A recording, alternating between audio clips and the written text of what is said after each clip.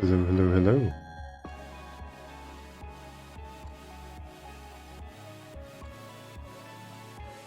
Fun fact of the day, TK, okay. Alligators and crocodiles climb trees and fences. Have fun with that knowledge. I'm sure a lot of animals can, but like many other animals, pretty sure alligators and crocodiles do not prefer to climb as the preferred method of transportation or movement, I should say. The preferred method of travel is not climbing, I don't think.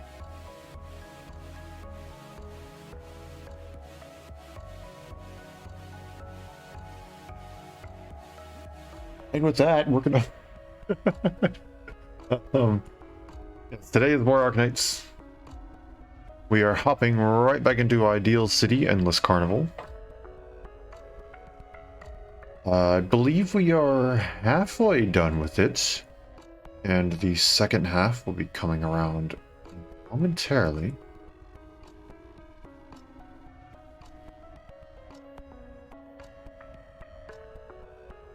So I think the only thing to do beforehand is a couple different things of headhunting. I believe I have enough for at least one more 10 pull, plus of course the free rolls that we've stockpiled. Which I think at the current moment is a whole 2 of them. So, I want to get Galter. Plain and simple, that's what I want. So I guess without further ado, let's try and get Galter.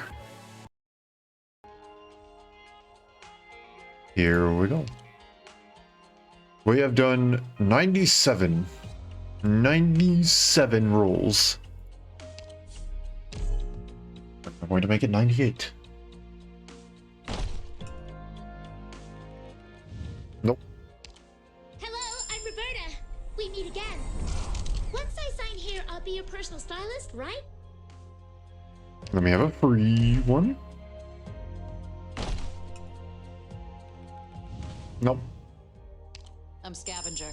Leave the dirty work to me. Just pay me like my other employers, and we'll be good. I like your English voice. I don't think I've heard it before. Alright. Now then. It's 10 pull time.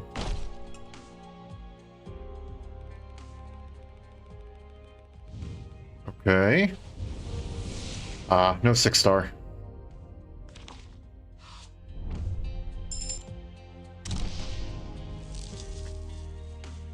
I already have you max pot. It does not matter. Well, that was unfortunate. I don't think there's anything in the shop, right? That I can grab. Nope, I pressed the wrong one. There we go. Yeah, no, nothing in the shop I can grab. I can grab another copy if... No, there's really no point. Yeah, see? Already pops up in there. Well. Oh well. Don't me just go snatch this real quick. Yoink.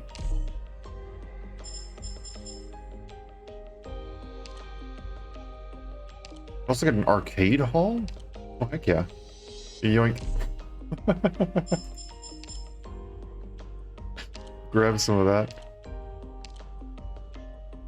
I'll definitely be putting the arcade hall in one of my things. Okay, now that we've done that.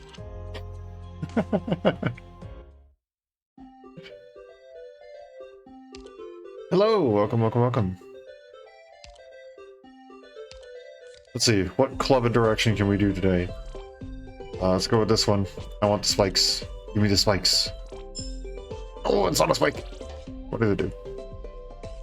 Ooh, I don't like that launch plus. You know, like, go with this one.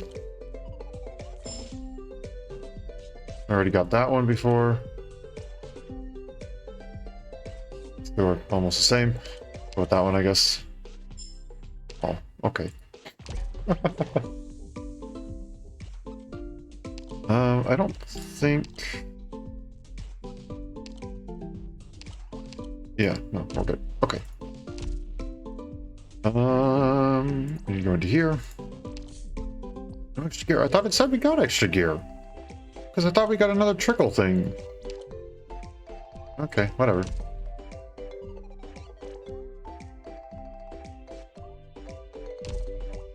I tried this out. I guess we can go and do it right now. It's not terribly exciting. It does the thing, and that's about it.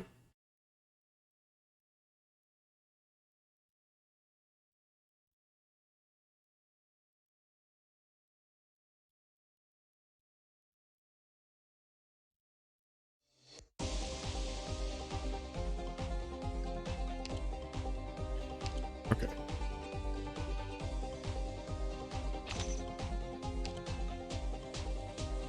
Found one of the most efficient ways to go and do this. It involves things repeating themselves. Please, game.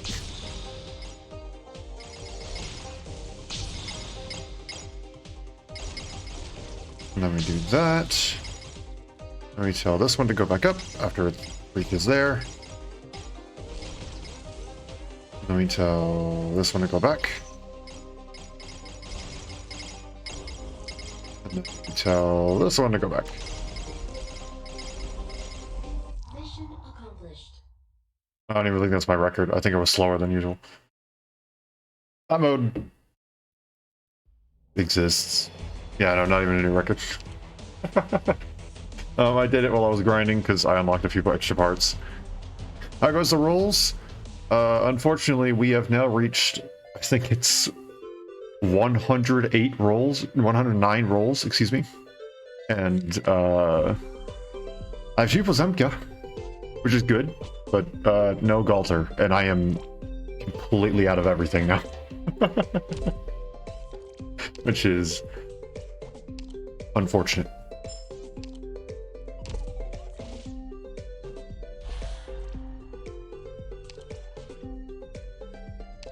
On the bright side, I did get a certain someone up to E2. Pretty happy about that. Actually, can I go and upgrade you some more? I'm gonna yoink. I'm a fast learner. Don't worry. No, I dropped below 1,000 blue ones. No. Okay.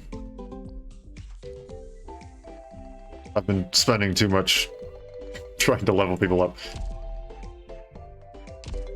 Yes. E2 now. That's good.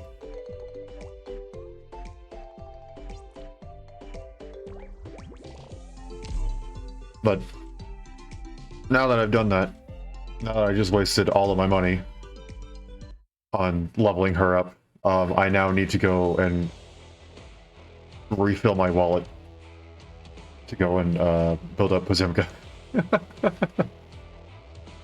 You are still broke? Fair enough.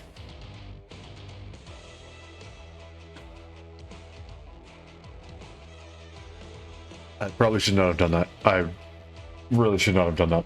I think I was waiting to go and start working on Pozemka until the event was over, because then I would actually feel more justified in going and like farming chips and stuff. But I just went and I spent everything that would be used to level her up.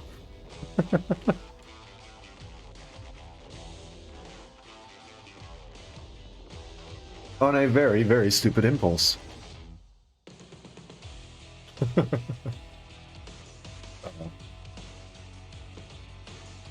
I still have yet to see who the boss could possibly be. I really don't know. I have been fortunate enough to go and avoid spoilers on this. I am genuinely surprised I was able to. Got a CC coming later for chip grinding? Fair enough.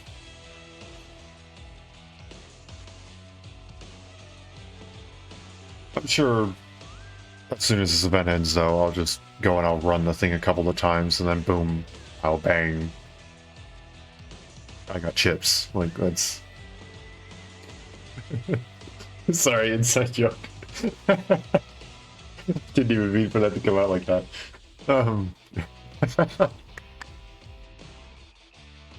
got chips. Sorry.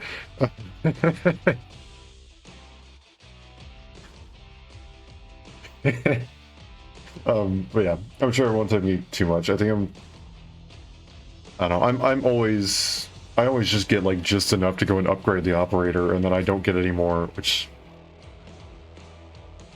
is probably not smart, because then it requires me to grind a lot more than, I mean, technically I still grind the same amount, but, you know.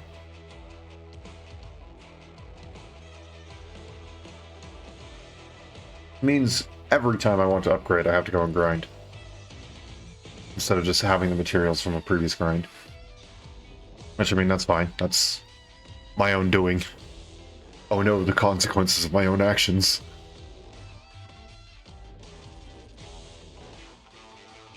Yeah.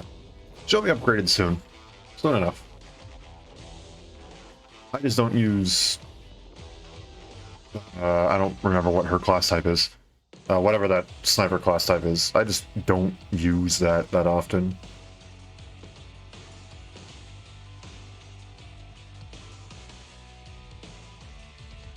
Alrighty though.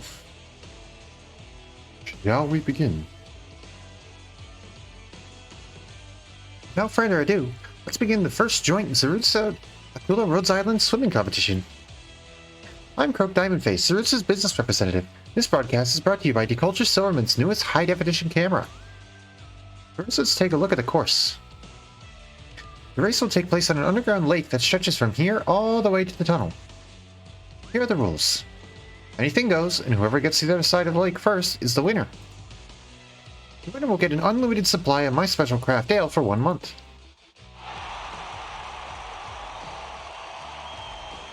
The Rhodes Island representative is... the Wind of Iberia. Add sentence. The Wind of Iberia, Rhodes Island's sexiest man. Yeah. I'm sorry. What's up, Durans?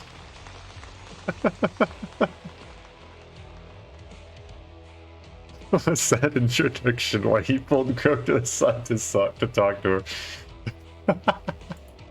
Of course he did. The Akula representative is...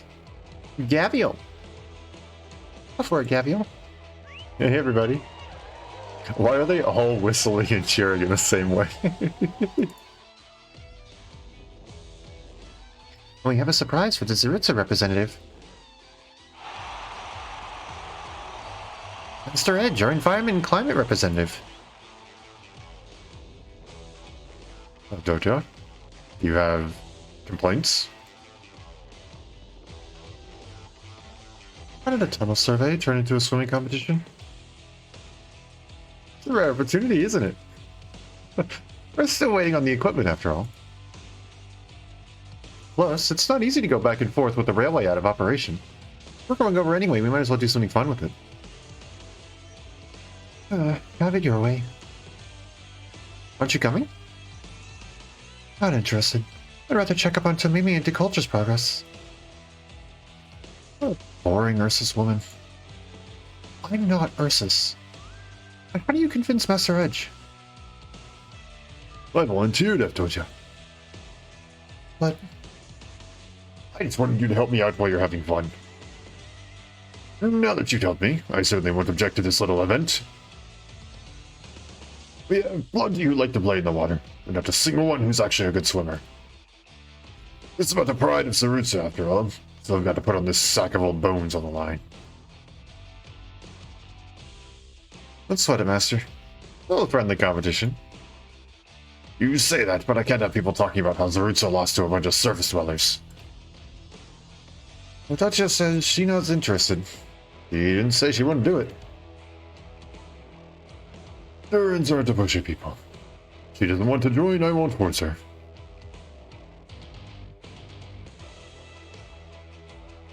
Plus, I've noticed that a native of Zarutsa. Except she wouldn't want to represent us. Looks like it's up to me, then. Alright. I'll compete on behalf of the Durans. Let me know. Really? How can I not after what you said? That's more like it. Brooke.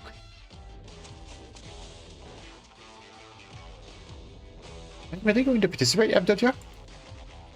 Is there a problem? Unlimited supply of craft ale for 1 month. They'll hit it for me if she wins this. Well, it's just friendly competition. I need to be too serious about it. I'll win this for Zarutza and for the ale. Alright, good luck. Oh no. Excuse the interruption. I thought you get huge helicopter mom vibes, really. I don't know what kind of vibe she gives me.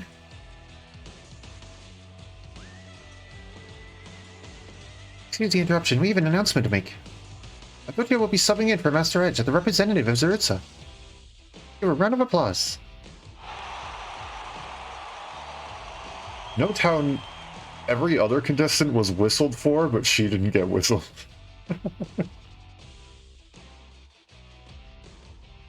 You still have to come with us across the river, though, Master Edge. How about you ride on my back during the competition? I'll take you across. Oh? Is that intended to be an insult, Gavial? No. There's something I'll lose. Speaking of which, you should probably get changed if you're going to race. Just go swim in a... I was about to say a dress. But I don't really know what that's classified as. I don't think it's a dress. I don't really know what that is, though. I'm no fashion expert, so maybe it is a dress, but...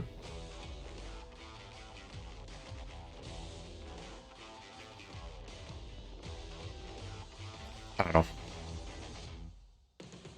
Since you're carrying extra weight, these clothes will do just fine. Oh? Just because I don't exercise often doesn't mean I'm out of shape. I'm not so weak that I'll lose to a Sargon. There it is. That's the face. I haven't seen you make a better one yet. Good. I don't know what that means. Probably just said some Russian swear.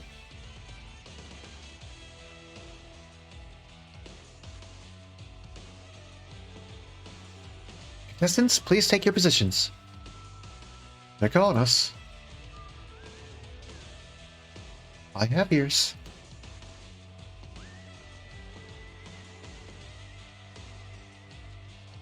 Maybe this isn't the best time to interrupt, but did they forget that I'm competing as well? Whatever.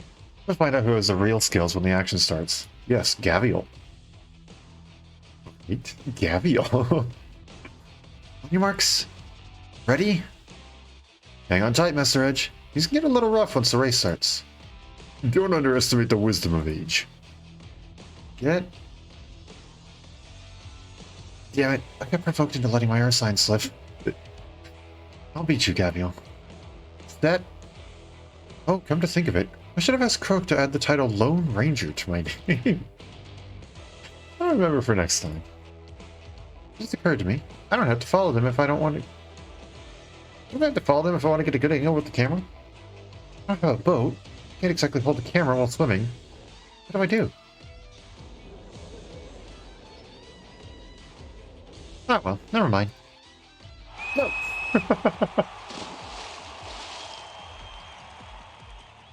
First command, the 3 contestants plus 1 passenger leap into the water. The race begins.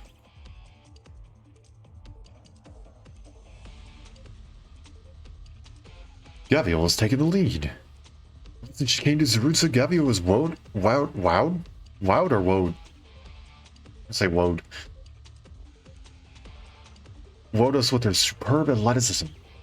She's gotten ahead of the pack, even with Master Edge on her back. They're having a little too much fun. Why don't you join them, Stitch Canvas? Culture, why are you here? Aren't you working on repairing the railway? No problem. I put the bots to work there. Keep your distance. I have a repathy. Repathy doesn't spread so easily, does it? Plus, I like the peace and quiet of your place. She's smart. Well, there's a surprise. Gavial is still in the lead, as expected. But how many of us would have expected Avdoja to be hot on her tail? Who could have guessed that the elegant lady of Zarutza has such power within her? She's keeping pace with Gavial, who hasn't been able to shake her. Oops, I can't see. Can someone give me a shoulder to stand on? There we go, thanks. I've read in Stranger Things that the people of Ursus are hardy folk, able to live on nothing but ice for 3 months. I still don't expect Avdoja to really keep pace with Gavial. My brain stopped working while I was reading that sentence. You sure are interested in what's going on here. Why don't you go over and have a look? Not interested. It's a waste of time. Really? You've hardly touched your sketch since the race started. What do you want, Deculture? I'm just curious, Stitch. What's troubling you? Because you felt like you deceived Gavial and her friends? Things don't have to be so complicated. Everything will fall into place if you agree to fix the dome. You don't want to fix the dome, so you're using the vote results as an excuse not to do it. Instead, you make the proposal to demolish the slide and repair the railway. And I'm not wrong. Blowing up the slide and fixing the railway will allow us to detect the spread of active originium. I didn't say you were wrong. While machine surveying of originium has fallen out of fashion, the equipment we have is still usable. Master Edge's problems will be solved once we build a boat and set things up. He won't be pestering you about the dome anymore. You can continue your design work in this hut of yours, competing with Catch, and everyone lives happily ever after. Why are you anxious? What are you anxious about? We're at the halfway point. 300-meter point. What's that? It's 400 meters already. Alright. Anyway, the order hasn't changed since the start of the race, with Gavial in the lead, Avdoja in second place, and Elysium in third. Although Elysium has not overtaken the others, its form is a thing of beauty. He's staying on third place on purpose? I just feel uneasy. Like I've dumped everything on them. I agreed to compete with Catch on a design for the new Zarutzian landmark. But how can I convince the people? I have no confidence there. We're getting along so much better with Catch if you're being honest with your feelings about him. About your feelings with him. Very different. It won't happen. I'll never like him, and he'll never like me. I'm just looking for a place to catch a break. It's none of my business if you want to keep staring at a blank piece of paper. But if you want to check things out... Deculture. First boat for the railway project is complete and ready by the lakeside. The excavation and survey equipment I'm Master Edge asked for. You can help me deliver it. Thanks.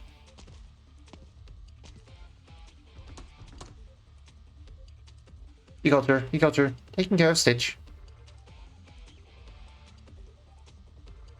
I'm not the only one taking care of him. Well, I can take a nap now that he's gone.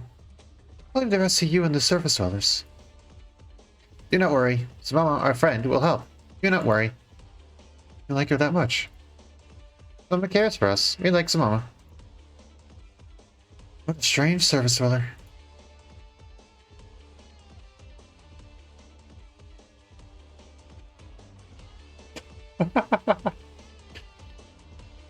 We're here by the lake to get a better view. Hey, is that Stitch at the architect over there? Wait, stop fidgeting. I'll lose my footing. The Durans have made a Duran Tower for Croak so she can see the race better. It is not easy to keep up a tower consisting of dozens of Durans, however, and it begins to lean at Croak's movement, eventually. Yep. Ouch, my butt.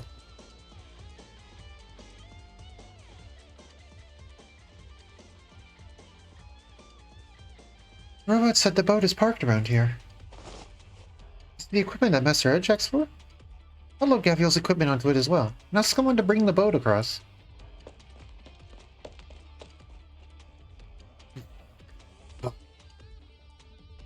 The boat? Stitch? I think so. Off I go then. Huh?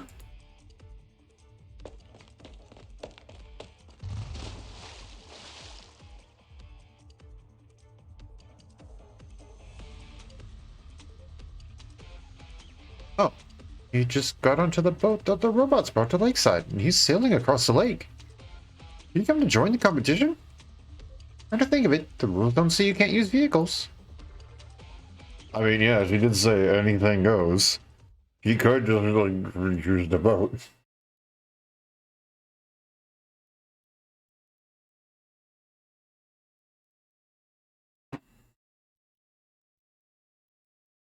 Actually, why didn't any of them decide to use a boat?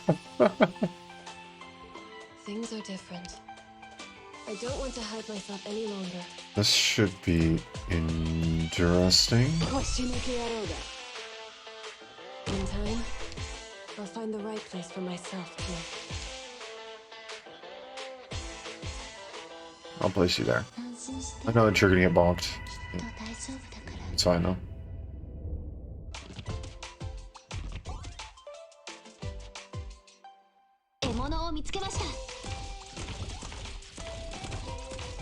Okay, you're hitting a lot harder and I don't like it. Stop that.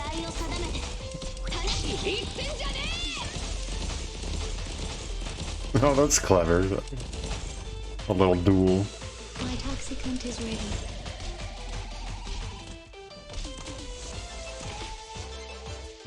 How are we going to do this? I have 3 of them.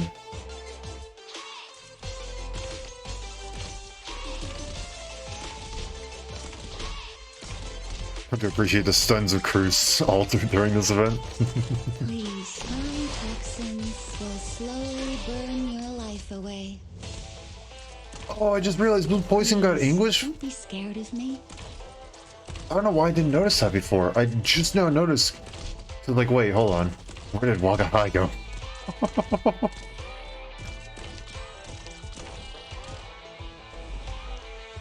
Orders received.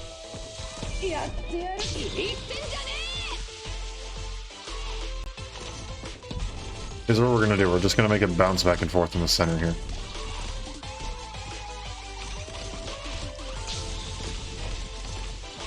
Allow me to study your command style in this battle, Doctor. I'll impart Wait. on you all the cries I've heard.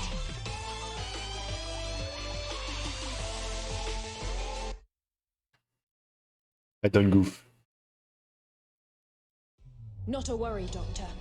Until you've gotten everyone away, I will not fall. You won't even fall then.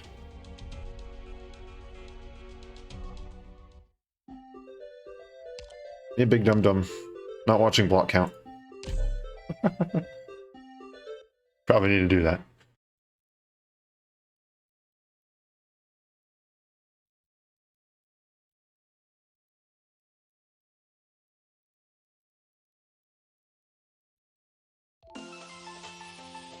Alright, let's try this again. Direct memory access for application map. And enemy coordinates authorized. Please stand by. In time, I'll find the right place for myself, too. I'm listening.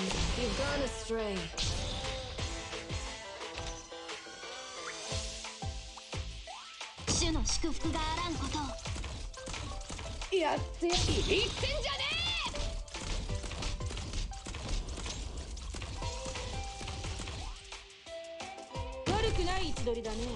My toxicant is ready.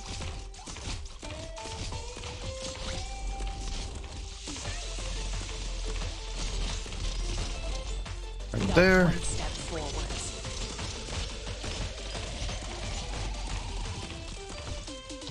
There we go. Orders received. Very quickly, the arts are the only way, real way to handle enemies. Yeah.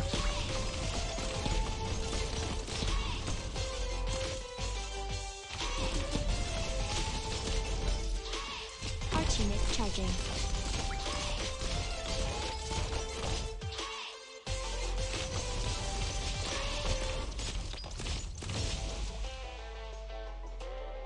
What is it? You've gone astray. Poison. I click on you. There we go.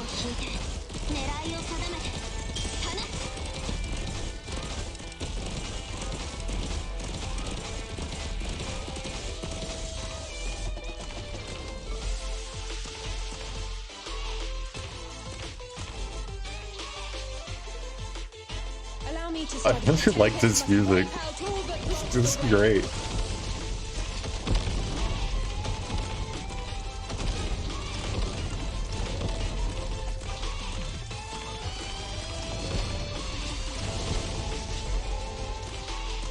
And there we go. Mission accomplished.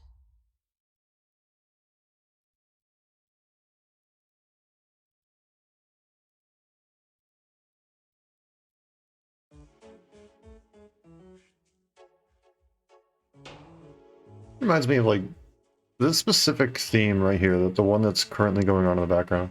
It reminds me of something that I would hear in like Omori, if you've ever played that game.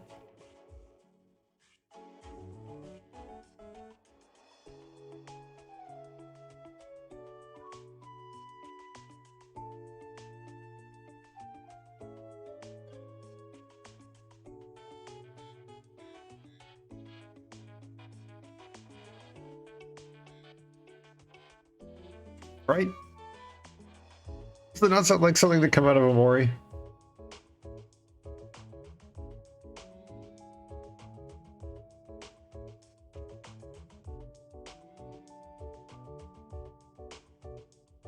I don't know. Maybe you've never played Omori. Tsubama, vote assembly, correct? Structurally sound, but there are a few things we can tweak. For example, Haven't played it or heard the music yourself? Yeah, that's fair. there. That should make it more solid. Oh, Tsubama, amazing. This is a product of experience. There you are, Tsubama. You know? What are you doing here? The survey equipment has to get across, right? I came to help since I didn't have anything else to do. Thanks. Why are you thanking me? Looks like you're actually becoming one of these robots. Yes, I'm glad to make so many new friends. Oh, Tsubama, friend. I'm trying to find a date for Lancet.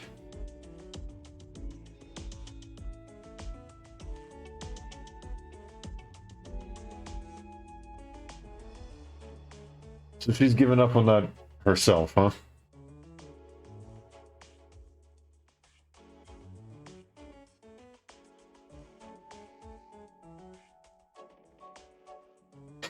That's not how that works.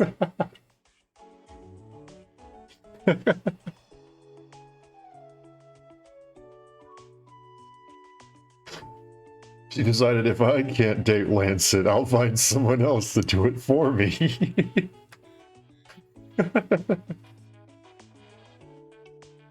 I'll just play the matchmaker instead.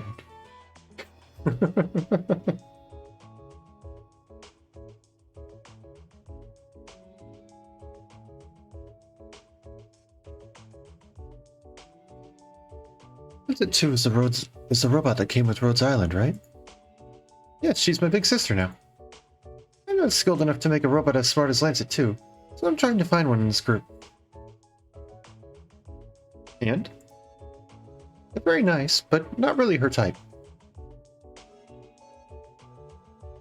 She likes intellectuals, like the doctor. It's a bit of a headache.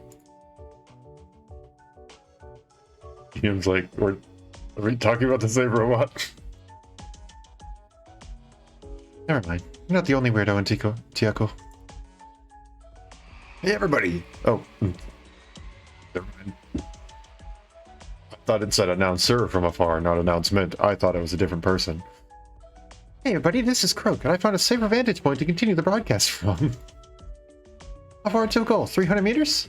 Ah, forget it. What's really important is the architect, Stitch Canvas, the only student of Master Finch, has found a boat and jumped into the race.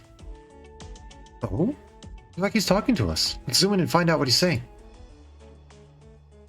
I'm gonna win, I think. Yep, I'm sure that's it. And he just raised his middle finger to show his motivation. Like there's a fiery heart beneath this architect's cold surface. Oh my gosh. He may have gotten a late start, but that vehicle is definitely a huge advantage. Genuinely curious on how she interacts with Thermex. Does she even know Thermex freaking exists? Or Castle 2?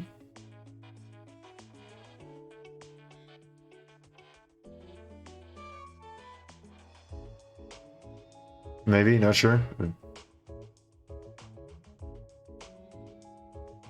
He's closing the distance as we speak. Things are pretty lively over there. I wanted to say that this is what happens with Gavial around. But she's not the only one who's let her hair down. You're not used to it? Yeah, I have to get used to it, living in Akula. I get so used to it, I feel weird if there's no one arguing and making noise around me. You're a proper Tiaku now. Of course I am. Speaking of which, Zilama, if Gavial didn't come back last year, were you planning on becoming the Great Chief of Akula, weren't you? The Great Chief wasn't the real goal. It was a way for me to prove myself. I wanted to build the most powerful machine ever. I knew I shouldn't have placed any expectations on you. Are you thinking about being Lord Amir? Good to see that you and Tomimi have learned something about politics, unlike Gavial. I don't know how she survived on the outside after all these years. Some things we deal with as a matter of course just don't factor in for Gavial. Like adapting to your environment. That's true. Do you want her to become Lord Amir? You sure she's suitable? Pretty sure you could pick somebody off any street in Sorgan and get a better Lord Amir than her. Agreed. But if we're choosing a Chaku to lead Akula... Koala... I still don't know how to pronounce that name. I feel like I pronounce it differently every time. I'm so sorry. There's no one more suitable than her. Are you speaking as Tiako? Or as a Stargan messenger? During the final stretch of the race, Gavial remains in first place, but her lead continues to shrink. It's not Avdotria who's closing the distance, though. Despite her valiant effort, her choice of clothing has become dead weight. Literally, as the weight of her clothes is slowing her down. Meanwhile, Elysium is rapidly closing in. Conserving his strength in the first half, Elysium now shows off his true ability. His past Avdotria is almost neck and neck with Gavial. However, neither of them are aware of the truth that approaching. I'm impressed with Elysium. I never thought he could catch up to Gavial. His attitude is a mask. You can't get complacent. Yes, I notice. He doesn't want people to know how good he is. Until he does. Then he's obnoxious about it. Don't change the subject. Alright, looks like you've learned a thing or two at Rhodes. Not on purpose, but Master Closure makes me go to meetings about stuff besides technology, so I've heard a bunch of things. Looks like she has high hopes for you. As for your question, I've lived in Aquila for a long time. Compared to city life, I prefer to stay in the jungles, watching you people fight over stupid things. Maybe it's hard to believe, but for me, Chiako, a Stargan messenger at the same time.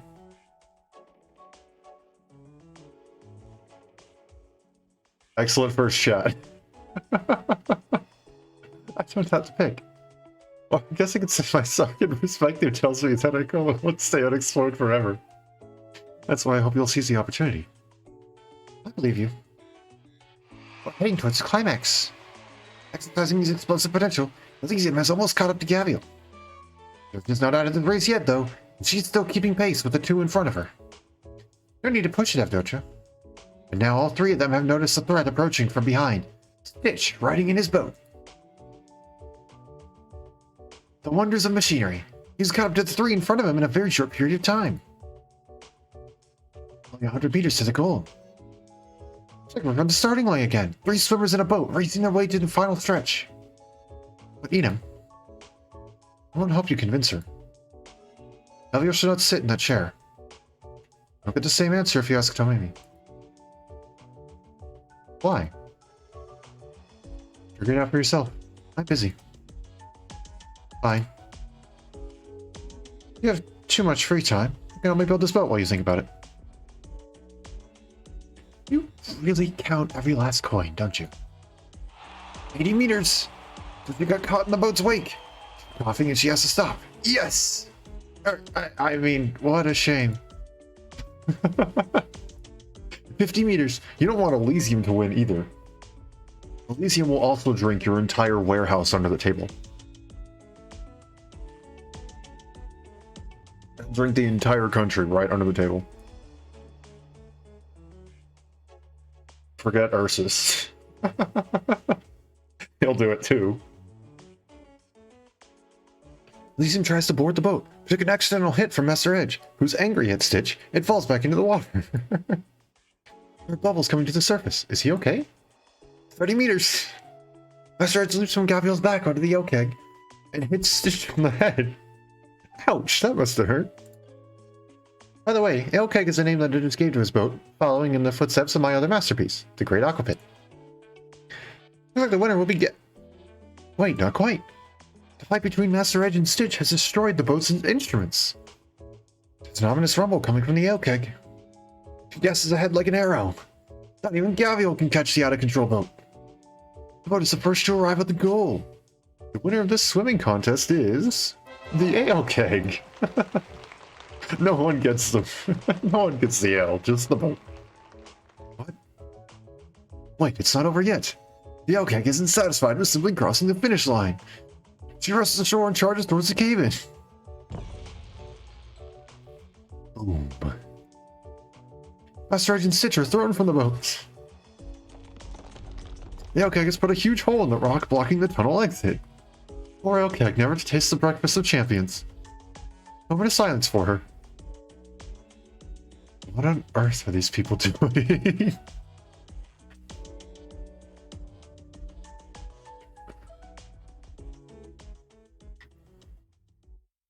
One day someone will try and animate that scene. Target has been That'd be great.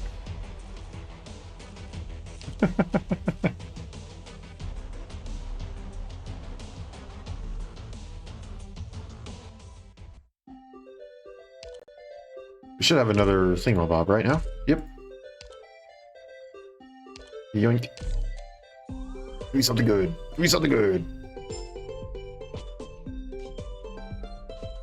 Sure. I guess.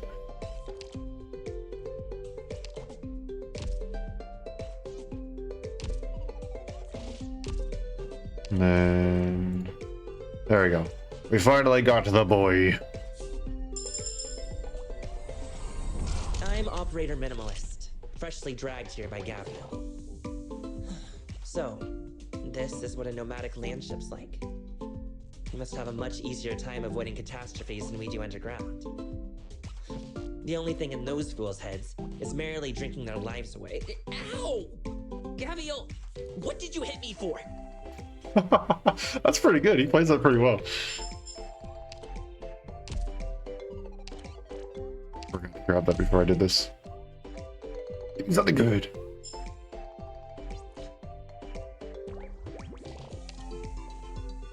There's a chance to get any gear other than infinite. Okay, so the thingies that you get from everything else. I am now going to go. Maybe. I wish you could buy these in bulk.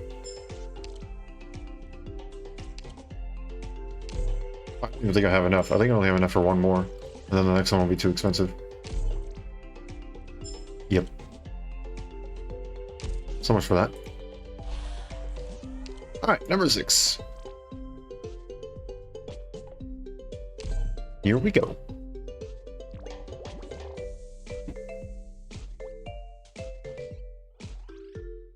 Maxing Minimalist? I have no idea what Minimalist's abilities are. Based on the fact that he has a drone, I'm assuming he's a Mechacord caster? To insult you. That's his skills. Fair enough, fair enough.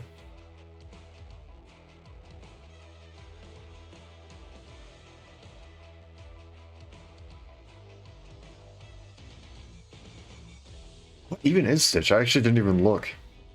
I just know he's a caster, right? Okay, is he even a caster? I did not pay that much attention. Oh well. I'll check it in a moment. Stitch opens his eyes and sees 2 familiar figures.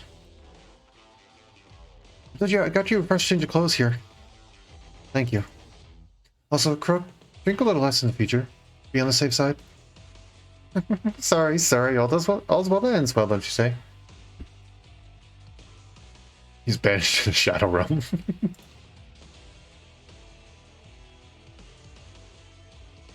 No, I still don't see anything well about this.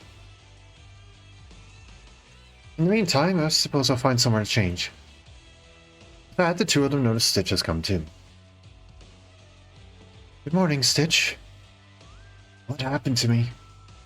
You still remember how you fainted? I was steering the boat, and old Edge came running over, and then my head. Then the boat went out of control, crashed against the shore, and flung the two of you out. How about Master Edge? He woke up before you. He's taken Elysium with him to survey for now. Wait, the gear on the boat! The equipment's all essentially wrecked. As for the survey gear, we had to culture and make that on the fly. The cutting equipment won't be necessary, though. Why? You didn't notice a terribly loud noise ever since you woke up? But Jeff flashes a begrudging glance to a place not far off. And with her prompting, it finally hits Stitch that the persistent racket isn't just nature. Is that a mixture of a chainsaw's roar and collapsing rock? Behold! Gavial!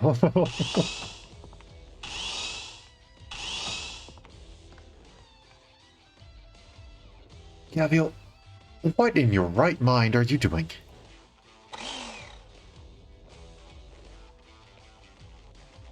Looks obvious to me. I'm sorting out this cliff face. The boat did put a considerable dent in the caved-in area. Clearing a passage was never going to be that simple. And with our cutting equipment down, I thought we'd be waiting for a while. But it turns out... well, seeing is believing. Forget rare repairs and surveys. Any bozo can tell this is my strong suit. Gazing all around, Stitch sees numerous fragments of extremely orderly cut rock, as well as a tunnel wide enough to fit two side by side. Fine work of Gavial, without a doubt. Which is to say, deprived of all cutting equipment, Gavial opened a way through the tunnel all by her singular self. Stitch can't help but begin to suspect that the rumors he heard from the Akulan tribes, all those legends of the invincible Gavial, were at least partially founded in reality.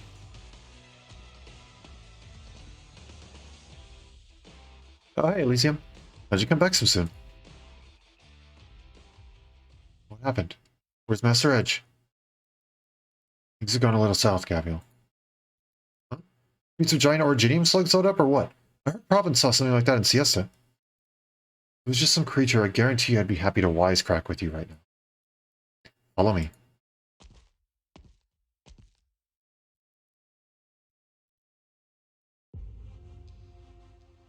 After having drilled through the cave-in, everyone enters the tunnel itself. The space inside is more of a cave than a tunnel in reality, vast and profoundly deep. Nevertheless, Elysium is more than up to the task, and everyone proceeds through smoothly with him leading the way. So smoothly, in fact, that it piques their curiosities that he could grasp the tunnel structure in such short time. There's even suspicion he's been this way before. However, that idea, more a joke than anything, pales in comparison to the hesitance at the sight that greets them where Elysium comes to a halt. It is a vein of originium, exposed on the surface of the strata. Moreover, anyone with some knowledge of originium can easily tell that this vein has been active for a very, very long time. And activity means explosion. Or put less kindly, disaster. How could this be? We detected the presence of accumulated from one operators. That would be nice. I still have yet to pull Galter. We detected the presence of originium veins in this direction back in the city's founding times. They should have been much further out. Is there any chance the earthquake pulled them here? I heard about a few small aftershocks in the wake. The suddenness of this vein definitely matches after all. It's not impossible. That's it. Chances are the earthquake shifted it right over here. What's more, Give it that push. Its activity's slowly warming up. Because the dome's originium sensor facilities have been down all this time, so we only just now found this out. Stitch, calm down. This isn't your fault. We made this decision as the collective inhabitants of Zerutza. Things just... haven't even gone half a kilometer from outside, I'd wager. A full vein of active originium explodes only that deep in. Then Zerutza's out of luck.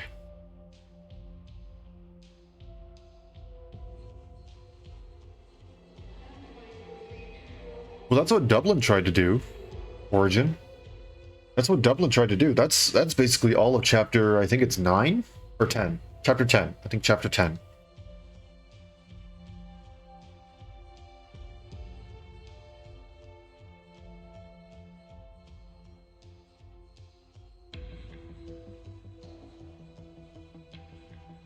Dublin was bombing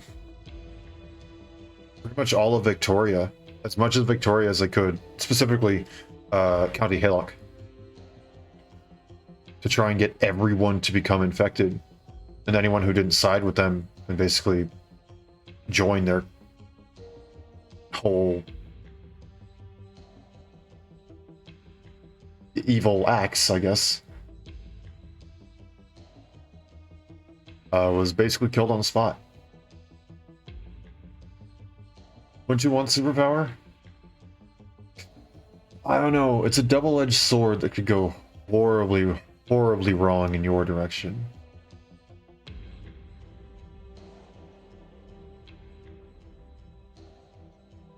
Yeah, it is. It is rock cancer. It is.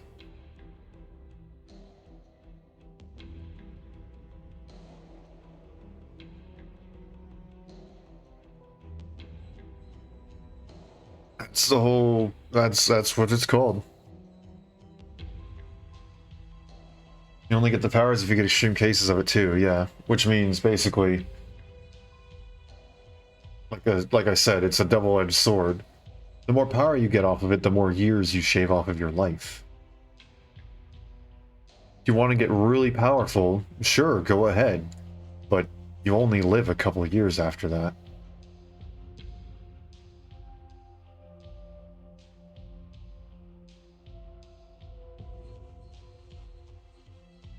Otherwise, it just does nothing but limit your lifespan, yeah. And make you ostracized from everybody else.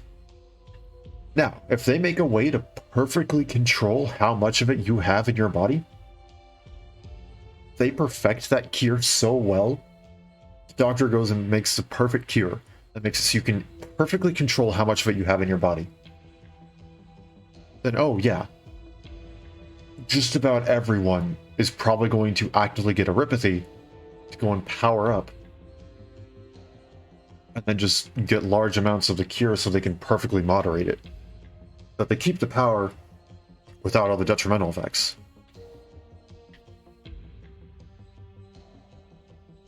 But there's reasons why Amiya has to go and wear the rings and stuff. There's a reason why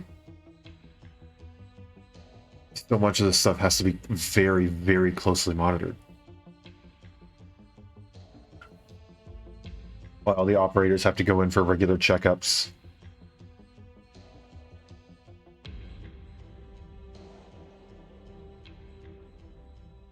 Like that. Not something I'd ever hope to get.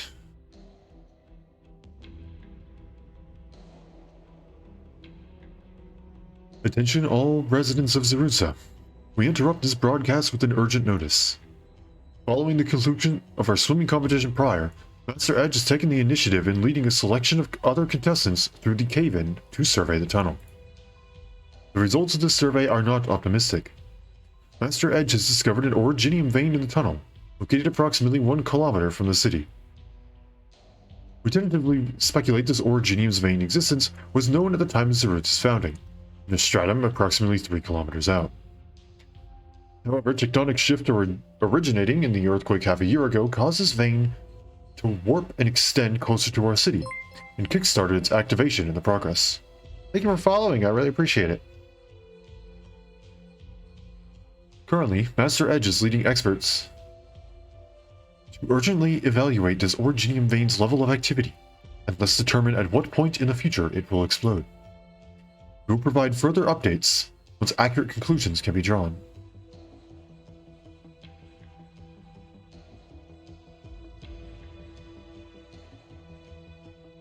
I don't think that's where your art's capabilities would then originate from. I think at that point you're going to have several other problems that aren't oropathy. Just knowing general human biology. As of now, we ask all residents to be prepared to evacuate.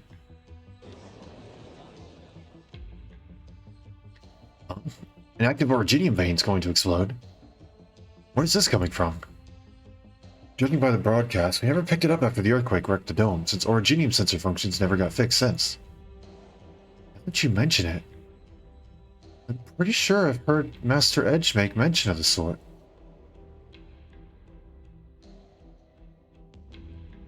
Well, nothing to do about it now, such as it is. Don't you feel as though it was a poor decision to build the Great Aqua Pit? What for? It's an outcome we were willing to take. True that. We never rejected any of the naysay from Master Edge. He warned as much when we decided to build this Great Aqua Pit instead of repairing that hole in the dome. She had some problems with her body. She freezes even winter air, yeah. Versus is Russia. Jan. Yeah, I think in a more broad sense.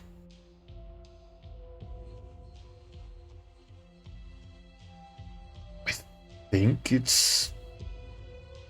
Yeah, I think in a broad sense it's more China, yeah.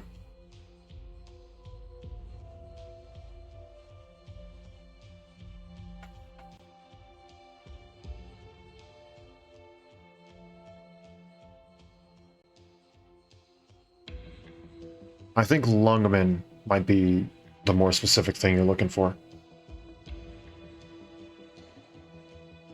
At least I'm fairly sure. I could be wrong. It could be some other major city. I can't say I know too many.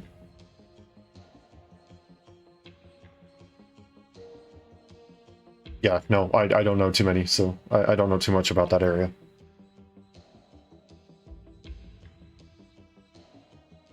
And we only made the decision once we understood and accepted a potential danger. All it is now is taking responsibility for the outcome of our choice. I mean, I understood it. So that's fair. They said they accept the risk. That's fine. So it is, Surface Weller. You don't need to give us any pity. Think about it this way. It's been a good log somewhere at least, haven't we? I completely agree. Though, evacuating... I've decided what I'm going to leave behind. Have you? I'm nothing like you are. If you ask me right now, my house were my most wanted and most satisfying design yet. That's fair. I hope that originium vein's not going off too easily. I still need to think a little. How about we go for a drink now? Some old Carl mead? Not my poison. I'd be having a number 7 whiskey. I'd take endurance to be buffoons barely smarter than they are Arcosoria before above them. I cannot read. Seems that's hardly the case. They're smart, just maybe not the safest. They know what they're getting into. They knew the risks, but they still decided to take the risk, I guess.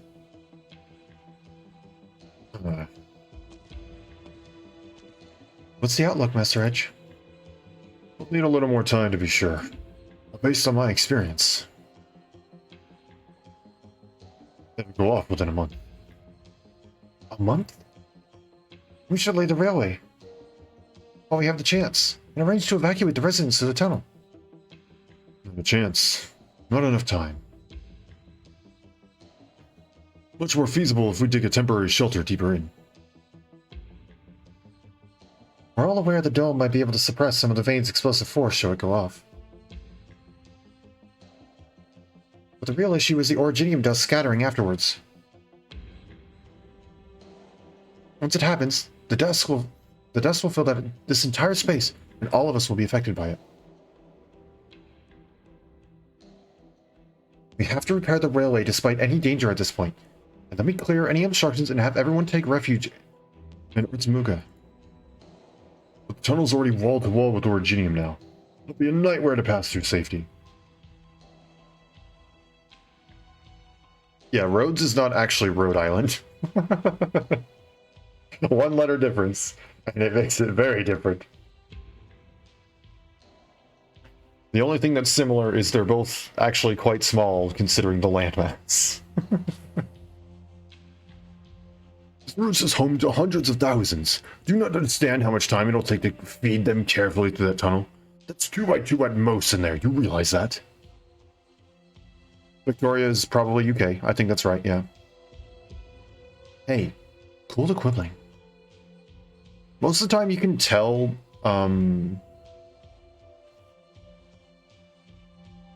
what, like, where an area is based off of, based on, one, the races they have there. Specifically, Lungman has a lot of Australia, that's Rimbilliton. That's where all the bunnies are. That's where Cruz comes from. Amiya. I believe Black Knight is also from there.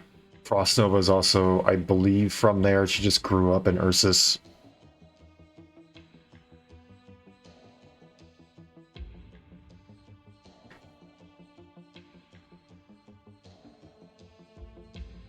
Yeah, a lot of the buildings that you can see, the races, and then the language that they speak. Every once in a while, they'll actually say a line, and it's actually just flat out right. Like, oh, some of the Ursa stuff is just flat out right Russian. Oh, some of the Syracuse and stuff is flat out right. Durans are dwarves. Yes, they're mythological like dwarves. Syracuse, I believe, is Spain or Italy.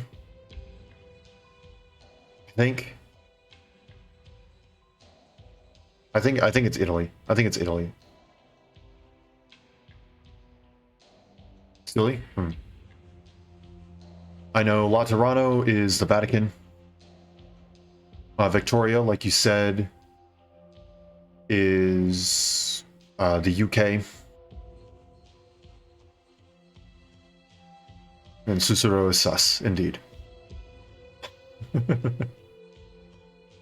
Yeah, sometimes, like I was saying, in Lungman, Jan overall, a lot of the stuff, a lot of the people there are of a race known as the Lung, which most of their designs take after Eastern dragons. So that's how you know it's an area along the lines of China kind of area, because that's just where a lot of the Lung get their designs from. Draco, on the other hand, people like Chen, are Western dragons, so they still fit in fairly well in terms of the whole dragon sort of stick, but they're Western dragons.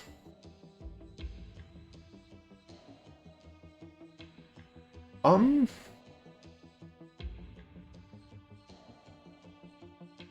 actually don't know. I don't know how to answer that one. I think that could be a few different places, and unfortunately they haven't released any sort of like slang or just flat outright gone with a different language. So there's no hints.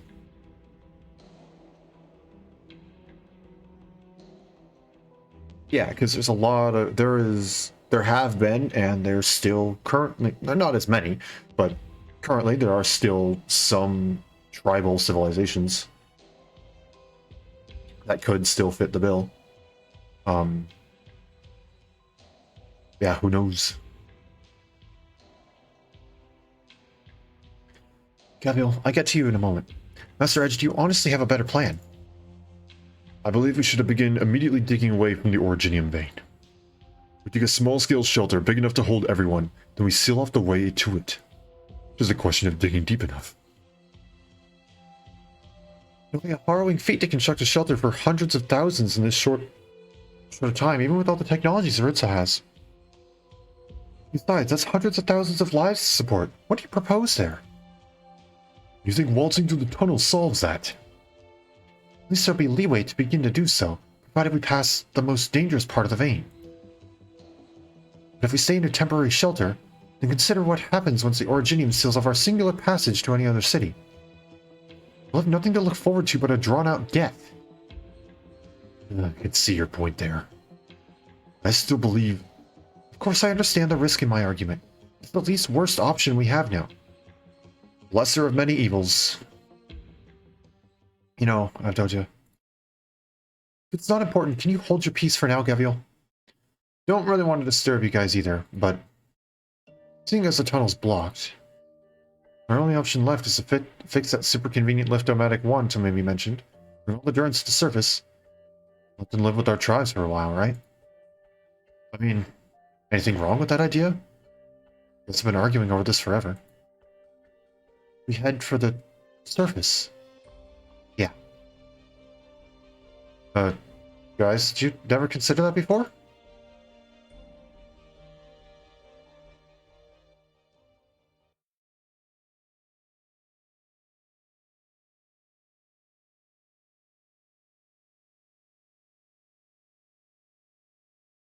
The dwarfs, they live underground. Of course it didn't occur to them. Things are different.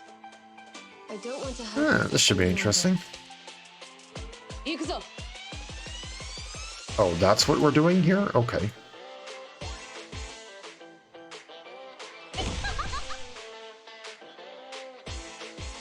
Soon got the limited despite 60 rolls. How do you think I feel? I've done over 100 now. Oh my gosh, we're really doing this, huh? Okay, fine. Oh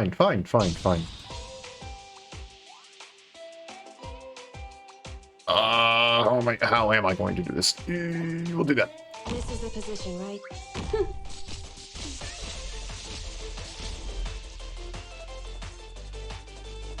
I'm listening. You've gone astray. Oh, we don't even have... Fine. We'll make it work. This is fine. 安心してきっと大丈夫だから Full metal surfing instructor? Hold on. A robot surfing instructor that can take the wind and the waves. Excuse me. Stop self-driving carts and take significantly reduced physical and arts damage when not blocked? Dang.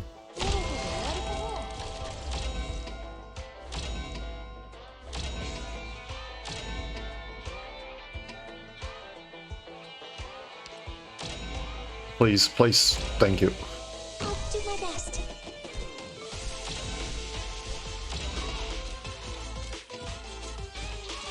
Hey, can we not? Not one step forward.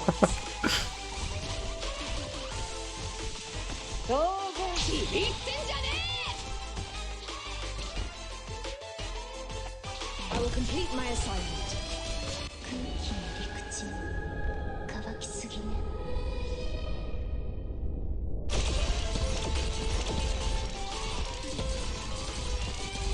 How mean. Allow Do me to that. study. Come, best me if you can. Golden Glow does not care about your reduced damage taken.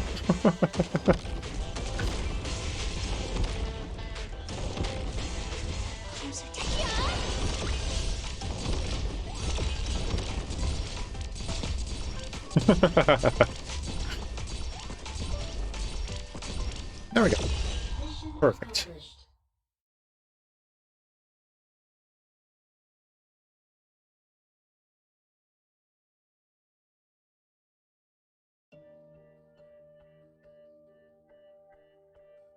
And for the surface. Durans had never been to the surface before. Didn't Stitch? And the people who brought all these library books back from overground? Look, nothing in the rulebook says you can't, right? I mean, listen to you guys. The tunnel's too dangerous, a new shelter's gonna take too long. So you head up top and take refuge in Akula for a while. It's the best plan to me. That lift could hardly hold so many. Excuse me for one moment.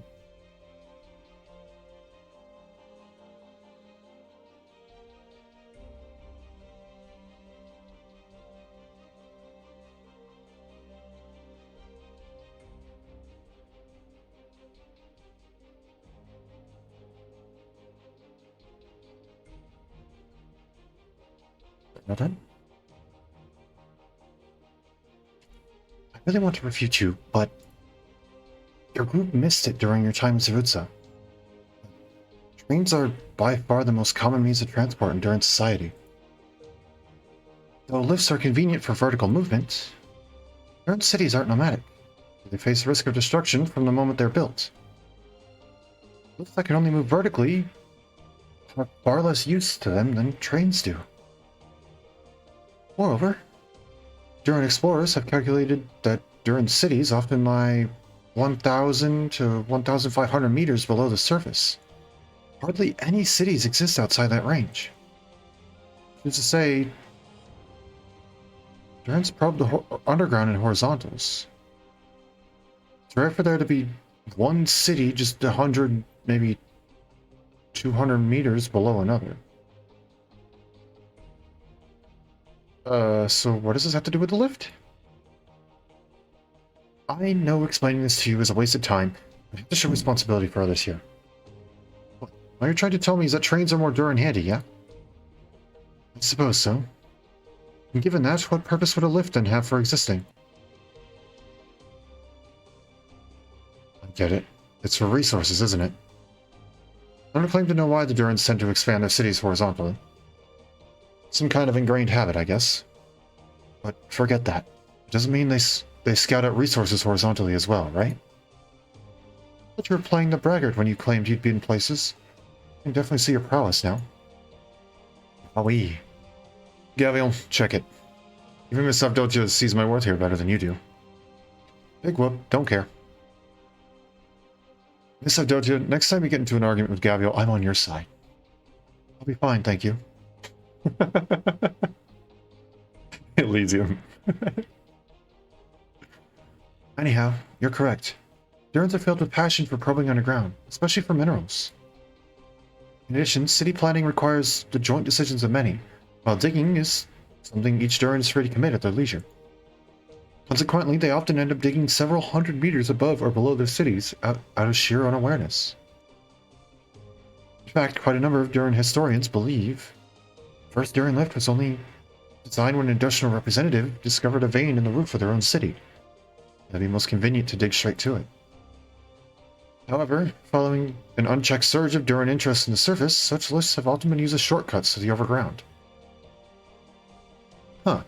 So you're saying Duran's usually made to shift ore, and sometimes there's little scamps like Stitch hitching a ride on them to have some surface fun. I told you, I'm about the same age as you, Gavial. Uh-huh, sure. So, I mean, I get all that. I don't understand what you're getting at. So Doji's trying to say that since Duran lifts are mostly designed for industry, they're real sturdy stuff. Tamimi and me sure noticed that when we came down. The lift could hold a few dozen people, no sweat. So, Gavial, your suggestion's pretty feasible. Right, Master Edge? Here, here. I can confirm, the super convenient lift-o-matic number 1 was designed after a vote, which came after some numbskull with nothing to do found a vein up above. But then we found a vein even closer, so the thing went by the wayside. Oh, that tracks. I heard that one cave got mined clean. You think it was you Duran guys who dug the entire cave out in the first place? That I couldn't say. It's possible. In addition, to cope with potential future situations, the Duran would have naturally dug out more space while planning the lift for ease of future enlargement. Which means if we're going to make the most reasonable use of our remaining time, Enlarging the lifts and getting the Durance to the surface is definitely the way to go. Oh. Could have just said that then.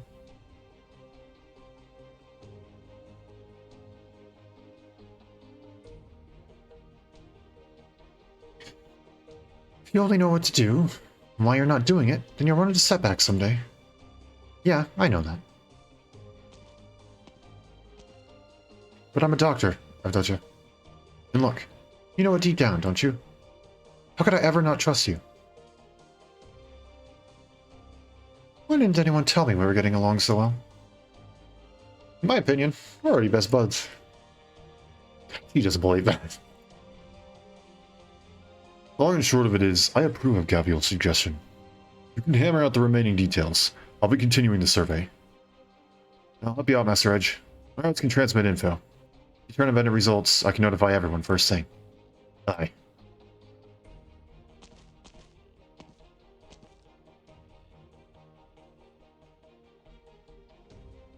Oh yeah, I forgot. Mr. Dodja, I understand. You're against returning to the service and your own experiences inform that. You want his roots as driving citizens too. Your opinion swings things. And you're an honorable person on top of that. Now's not the time for it.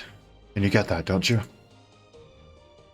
Alright, everyone.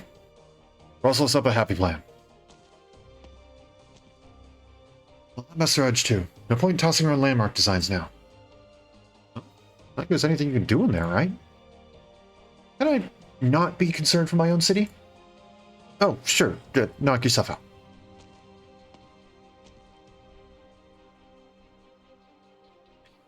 So, Dodja, you still against it?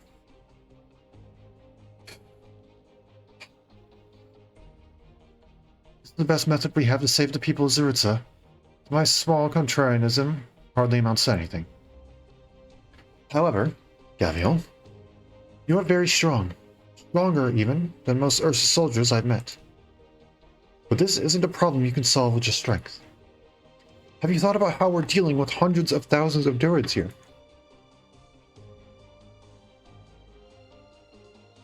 If hundreds of thousands of people showed up out of nowhere in a region of Sargon, do you know how terrifying that would be? This isn't something you can solve just by telling us your rainforest is big enough. How will the region's Lord Emir react? She is the Lord Emir. She will become the Lord Emir. And how will Sargon as a nation react? They're going to the surface because they believe in you. If the reality waiting above them is crueler still, do you still have the courage to say that no other way will work?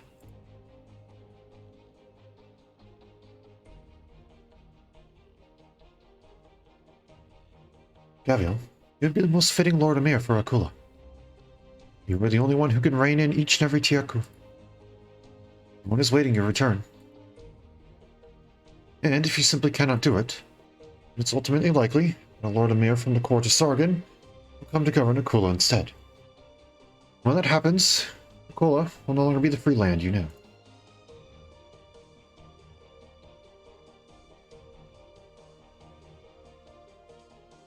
Gaviel swallows a sliver of hesitation.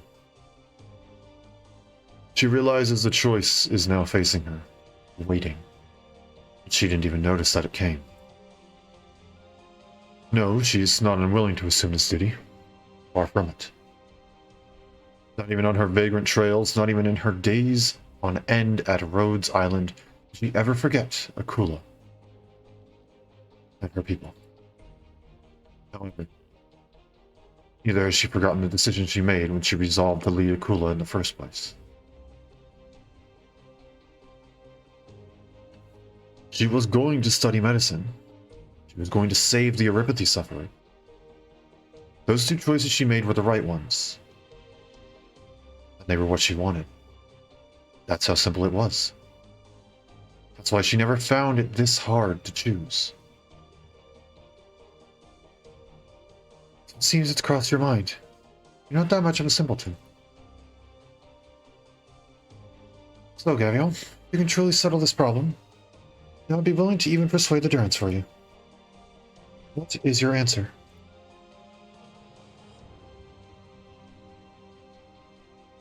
But This is as Avdota says.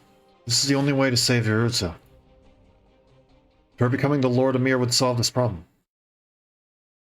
It's the price she must pay to abide by her own ideals. And in that case...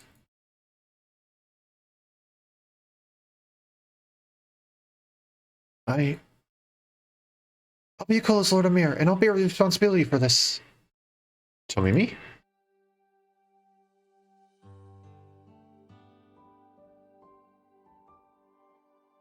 Zarutsa's going to be destroyed. That's seriously an unfunny joke. Stitch lifts his head. Lifts his gaze to the dome. He'd been avoiding repairing it all along. Avoiding redesigning the thing, perhaps. He'd always assumed he'd still have time. Only now does he realize he's out. It's gone. He has time no longer. Teacher, seems my hope of surpassing you is behind me.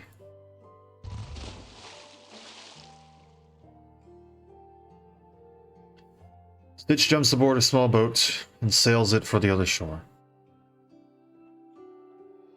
He has to find somewhere to calm down.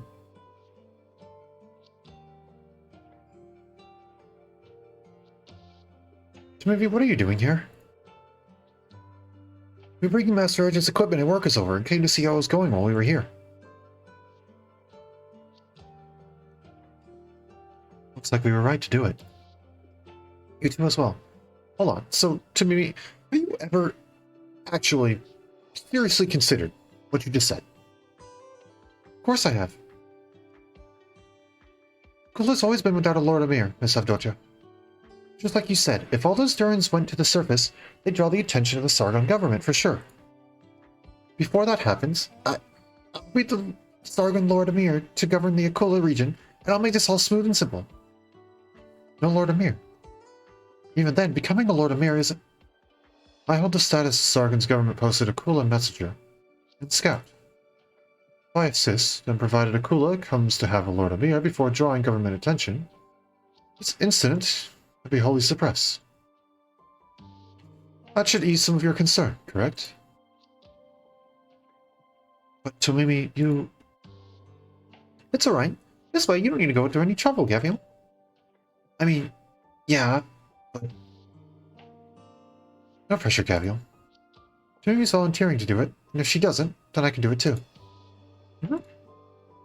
Mama, or are you scared? You think you made a mistake? I don't. I just have this weird feeling. Let me think of a way to describe it. Yeah, okay. It's like I got this giant boulder in front of me right now. And I'm thinking I have to use up so much of my strength just to break it. But once that I give it a shot, something tells me, wow, you can break this thing so easily. But it's like, why? Even though it's so big. Gaviel, how's the axe I made you? Handy? Yeah, honestly, even more handy than I thought. I like it a lot. I stayed for days straight making it for you, and the materials are all the best I can get to. What? Come on, you should have said sooner. Embarrassing myself here. I'm telling you because I want you to understand. I don't need you to thank me for making these things for you. Because Gaviel's Gaviel. What the hell does that mean? Something very simple. Your fists are bigger than you think, Gaviel. Because you have me. And me. And the Rhodes Islanders, and all the people you saved, and everyone in Akula, too. Because in the end, you're right, Gaviel. Ultimately, all those guys you beat into submission are willing to recognize you because they realize that in the end, you're right. Gaviel, you believe in the right things. You've never gone wrong. We all believe in you, Gaviel. So, our fists or your fists. You can keep on believing in your fists. What you gotta do now is charge ahead, Gaviel. We'll help you out. Guys. Oh, but the next time you make equipment for Gaviel, I want to help too. I can do it myself. No, it's unfair only having a Zumama charm. I want to draw on my dream catcher. the Gavial's hallmark, and no, can't do to Mimi. That's too much. Oh, let me draw 3. If you let me draw anything, your tail will turn thick. Don't put curses on my tail.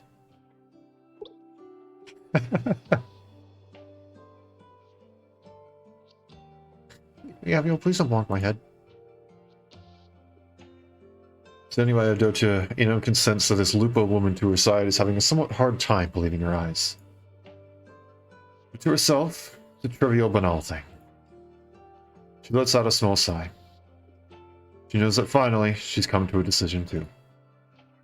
And on that note, I have a better proposal.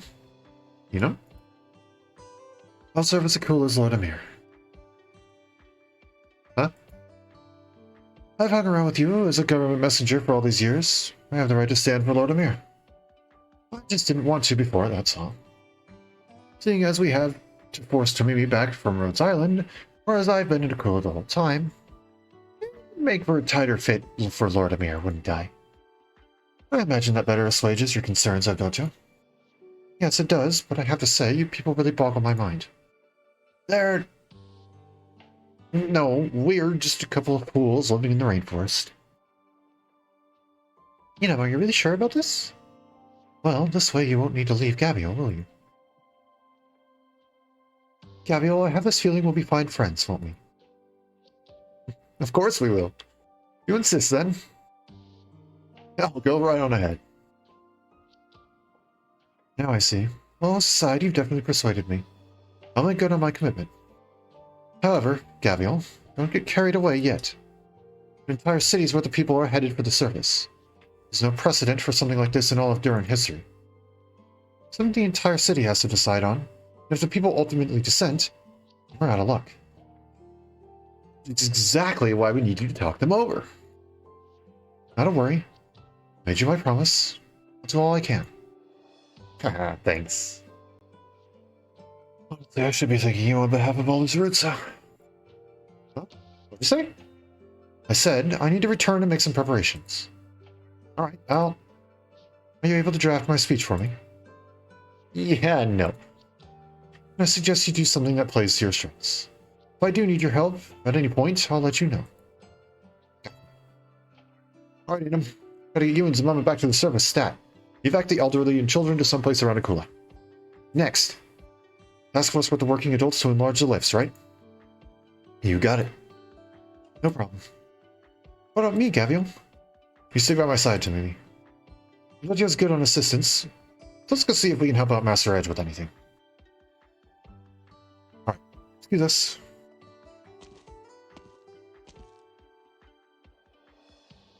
Come to think of it, Mama. I know this isn't too realistic, but supposing we can't return the way you and Gavial originally came. Yeah, that's not quite happening. We'll need someone to show the way. The cave network's considerably complex above the network. Okay. I haven't forgotten as much for a single second.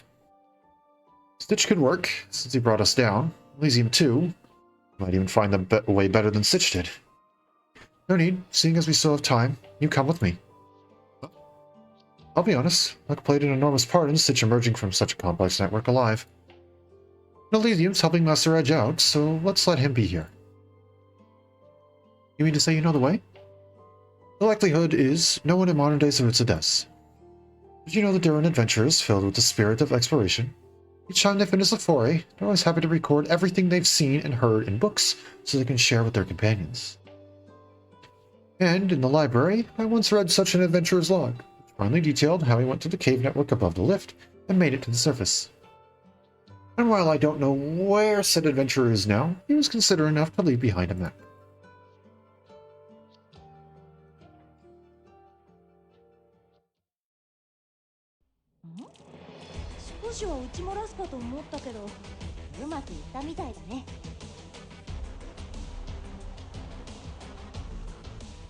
We're getting closer to the end.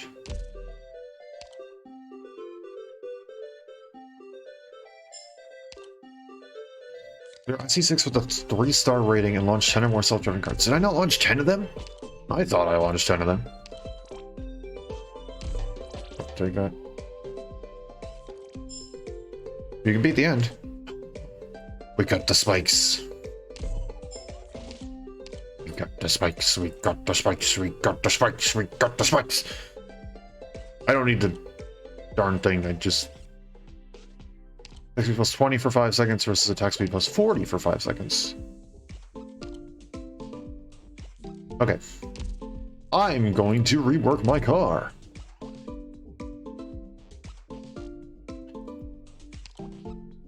So the trickle charging algorithm will go with...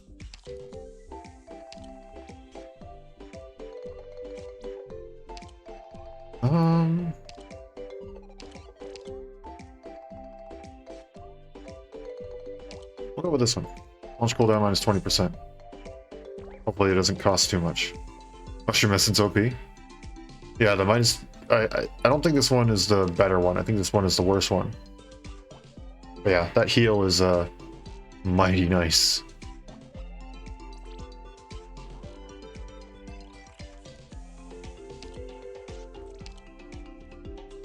And then there's 200% attack.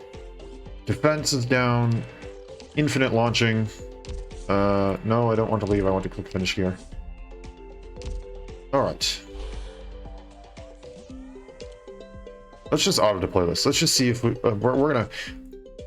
Counting with Arknights. We're gonna count how many cars we launch. Actually, no, that's not gonna work. If it didn't work when we were there, we're gonna have to... We have to redo it. We have to redo it. No, no, no. This isn't gonna work. It's not gonna work, game.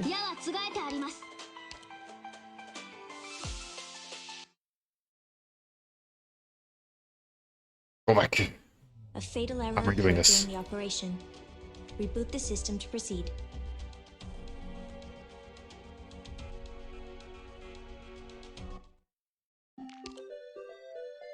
Time for the surfer robots. Yep. It just says we need to launch 10 of them with a 3-star rating.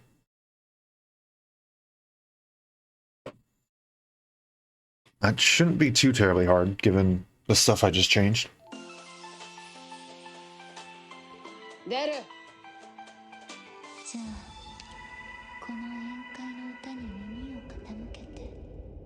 In front of me. It begins.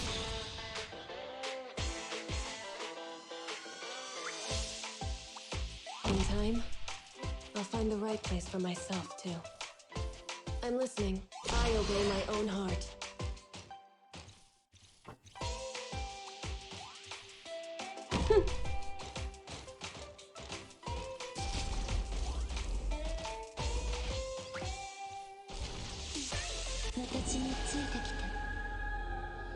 Do you think we have 10 yet? I wasn't counting. So I think we have 10.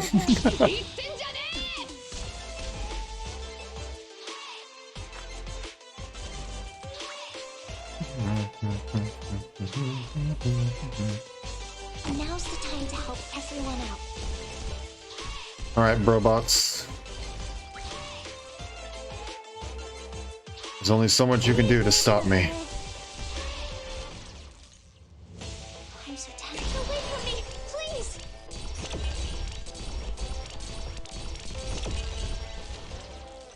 Do this. Don't worry.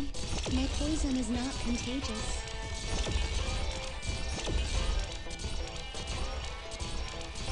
Aren't you supposed to keep going forever? Oh wait, did I spend too much? That's not why. I did not mean to face you downwards, I just realized that. Nope.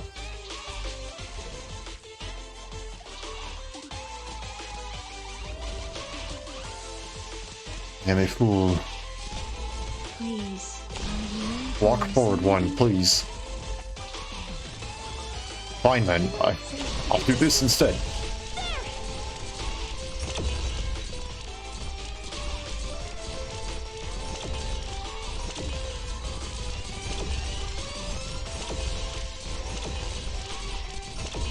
I think we've launched 10 of them. Alright. Mission accomplished. That should work for it.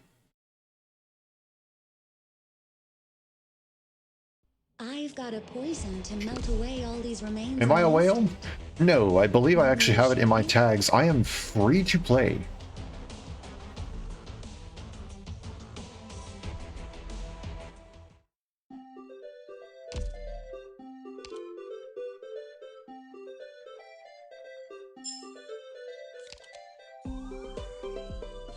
The whales. You should become one. I do not have the money to become a whale. That is not viable if I wish to continue eating food or having a house.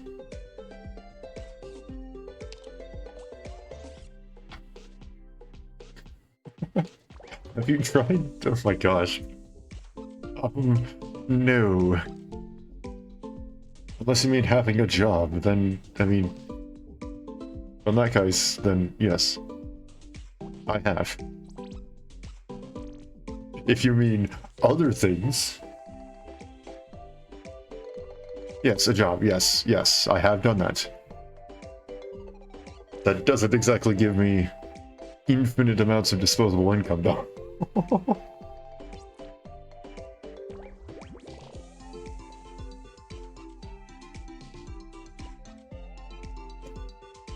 No, not that part.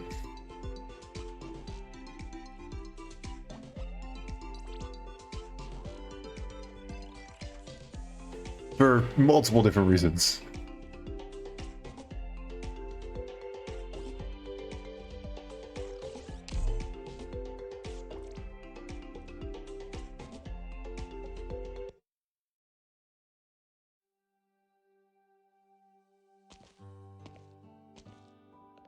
You know, Master Edge, kind of intrigued.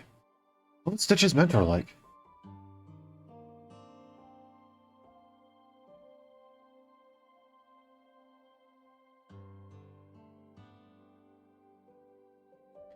I just knew you had ulterior motive for coming with me, you runt.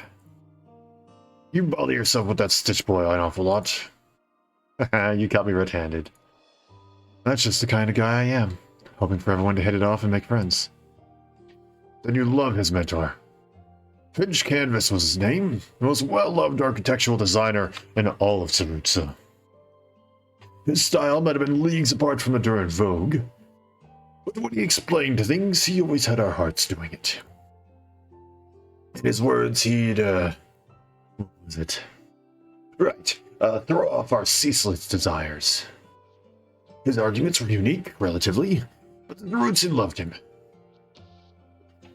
Why would someone like him leave? That's the mystery. Huh? He just up and went, never told anyone. That's pretty weird for sure. As for the apprentice he left behind, we all recognize his talent, but well, you've seen how he acts. I bet it's how to do with how his teacher suddenly left. Still, we all reckon. Oh, you got some results? Let's take a look. Right. Yeah, more or less how you predicted. You got just under a month's land left. A month? Should be large enough. Should be enough to enlarge the list then. Busy meeting you here, Gavial. Can't see me. Looks like you don't need me to pitch in anymore. This about does it for the survey. Did you win around, don't you? Sure did. Just to help us talk the roots and into it. Good. All that's left should be putting off the official citywide notice of this situation. It's not just deciding how to head to the surface. Gotta settle the matter of the dome, too. Huh? What's up the dome? Oh, silly me. Nearly forgot you on Durans. Right. Clarity doesn't come for Duran cities so often, but it's a decent bet that Duran has its city wrecked at least once in his life. It doesn't haunt us to leave the homes we grew up in. Contrarily, you see, we always make sure our cities are in the best condition before we leave, So they greet destruction the finest they can be. Wow, that kicks ass. So you think? It's only natural for us. And no matter why that hole has been sitting in this dome all this time, got to do something about it now. Yeah, speaking of the dome, where's Stitch? Eh? Wasn't he with you? What? He said he was going to find you guys. Gavion, do you need Stitch? You know where he went? Mm-hmm. Met him when we came in. He didn't say anything to me. He just went outside the cave. Huh?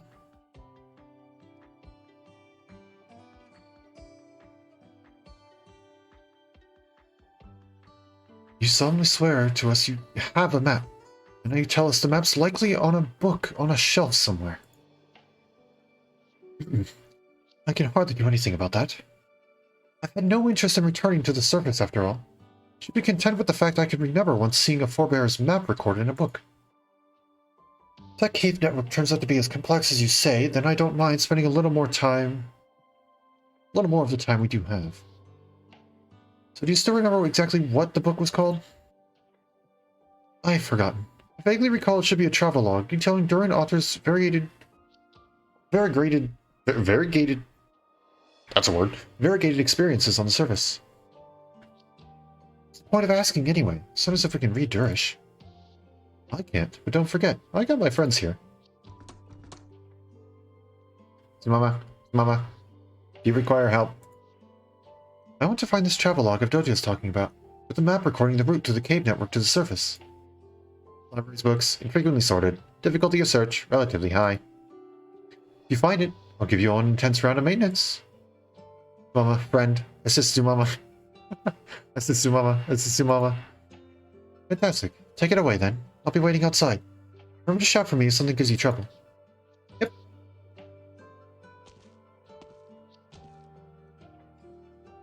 Also, High Priest.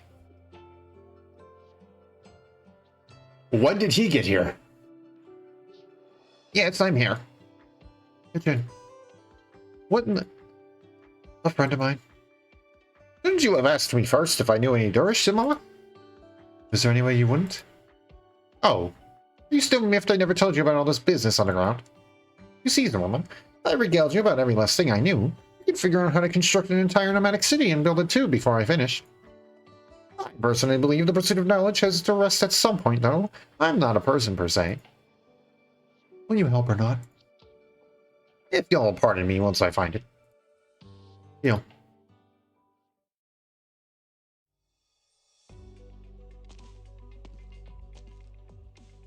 You know, what are you standing at the library doors for? I'm waiting for someone. And you? Library caretaker called me over to discuss something about refurbishing the place. He's been wanting to, but never got around to it. That's a good chance. Been a little curious about that. Plenty of times passed since the broadcast, and okay, when the city's Durans are panicking, but why are some even planning to refurbish their buildings? Oh, right, you're a service dweller. I see, it would be lost on you. You have built those roving cities to avoid disasters, haven't you? Yes. But we're different, see? Our cities can't move about. Nomadicizing cities built underground would be much more of a challenge, yes? Between you and me, I've heard of masters who have thought of building cities just like that. You see, if we fit rock crushers and borer planes and the like onto the dome, and slipped a base plate under the whole city, it might just be within reach. I'm not great with construction, but that sounds even crazier than our nomadic cities are. I've never heard of anyone looking to actually pull it off, truth be told. Anywho, our cities don't move. Unnomadic, if you will. But one of our cities does have an originium vein detector facilities which send off an alert when one of them encroaches. I wonder if those sensors could replace the jobs of catastrophe messengers. I've heard of them. It's not quite apples to apples, see? Because the spread of originium veins is the only thing our sensors can pick up on. True, judging from what I've heard, there's no stretch of time from vein discovery to vein activation. Outside of special circumstances like now, you'd have plenty of time to evacuate. But if hints of catastrophe were detected, getting so much time to react would be a miracle. Circling back, you used to abandoning your cities then. Exactly the opposite, if I had to say. Humans adore everything that ties to this land. We adore machinery, buildings, every city we build. But should disaster insist on its way, then our cities are bound to be destroyed. And if we're going to face up to that reality, then it's something we have to consider. The city's inhabitants leave it because of calamity, but calamity doesn't last forever. There'll be other Durans, maybe even our own offspring and heirs, will come upon that same land once again. They'll see the city's remnants. They'll lament the disaster that befell it. But as the people who once lived and breathed in it, is that really all we want them to come and learn? Is surrender our only choice in the face of our inescapable fate? We don't accept that. We choose. We decide, before calamity strikes, what shape our city is going to greet its ruin in. Oh, is there a sky? That's the dome. It's entirely artificial. Have you ever been to a planetarium? It's literally just that. That is just a giant ceiling over them. Oh, well, the planetarium, it's a room where you can find it in a couple of different like museums. I won't say which ones in particular because I don't want to dox myself. But I mostly have seen them in museums. And what they can do is the entire ceiling is a dome. It's this massive dome. And the entire ceiling is a screen. And you can project different things onto it.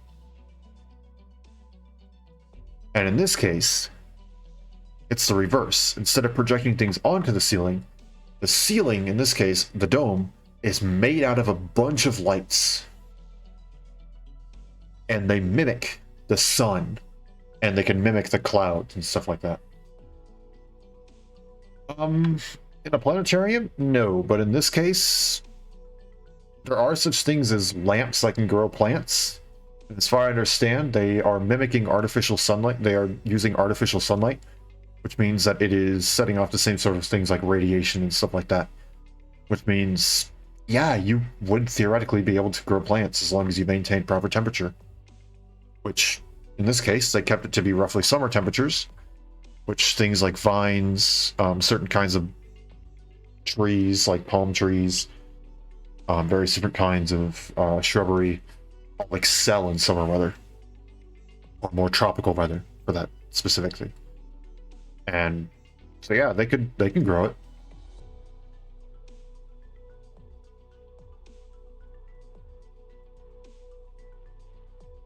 We set out to make our progeny marvel at the fruits of our technology, to make them grasp at the traces we left behind, to make them toast with their finest tipple to all our achievements. Just as we find other fallen cities, as do the very same. Of course, we're sad to have it leave where we grew, but it's a sadness we're accustomed to.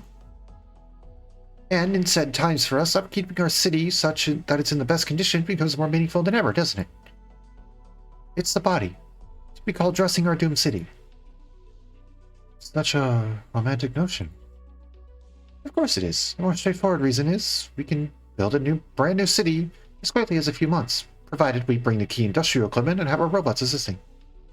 We never have the resources to spare for this otherwise. Yes, good point. Where is that Stitch over there?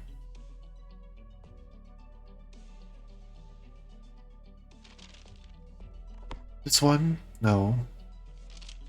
This one? Also no. This one? What's this doing here? I'll take it with me later. This book?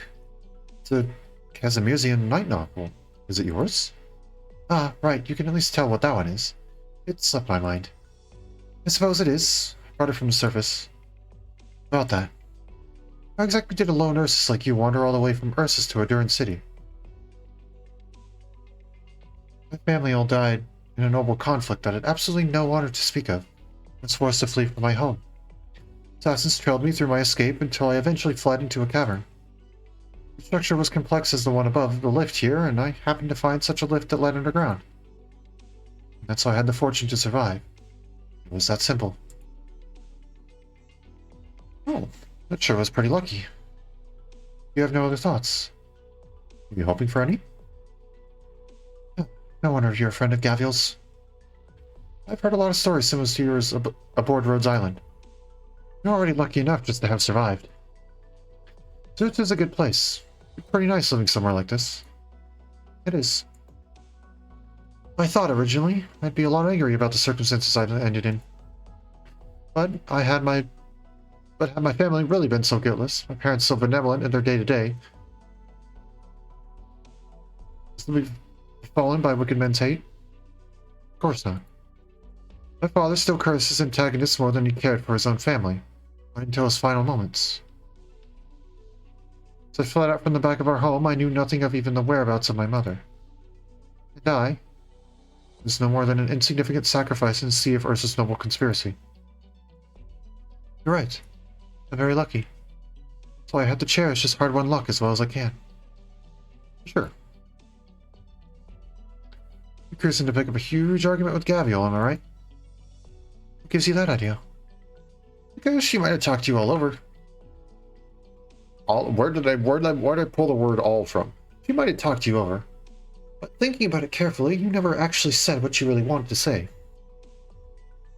You tried to argue with her again, and you lost the opportunity. Your only choice was to bite your tongue. I've seen a lot of people pissed off about Gavial's whole personality. She gets me too sometimes. You're the most obvious kind about it. Alright, I admit it. Never met anyone like Gavial. Ursa Soduran, getting a handle on her is elusive. There's something you need to get off your mind. You can tell me. Help me out. Think about passing it on to her for you.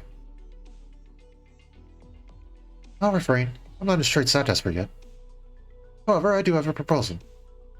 I have no plans to formally make a return to surface life. Once the danger is past, I'll be proposing the Duran's return underground.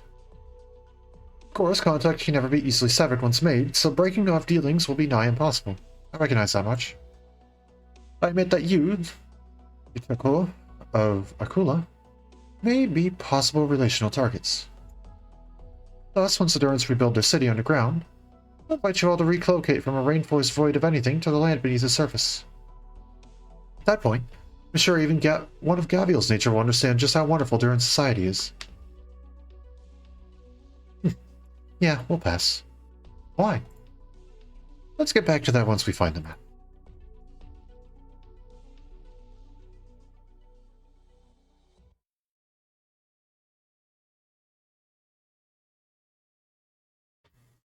This one should be the second to last map, right? Still have yet to see what classifies as a boss.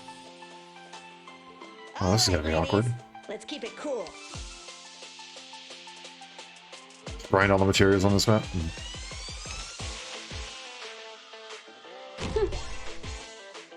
time, I'll find the right place for myself, too. Did you do that too? Yeah, I do. I do similar stuff. What is it? I'm aware of what I'm doing.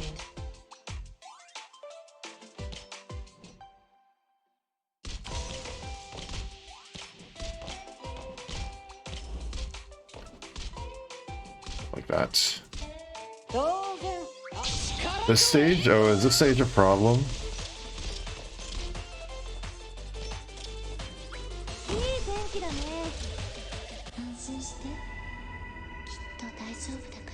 It's a funny one? Oh boy.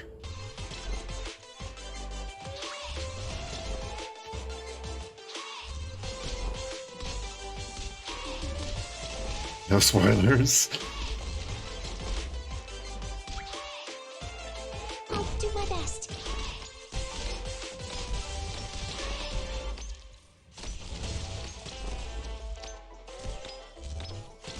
I'm listening. I'm aware of what I'm doing.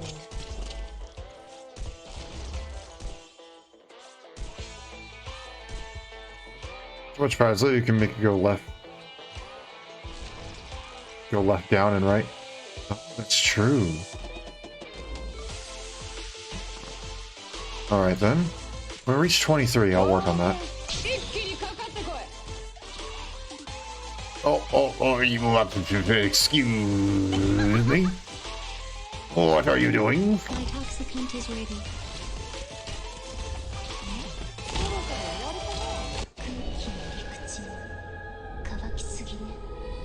Heather, I'd prefer it if you didn't.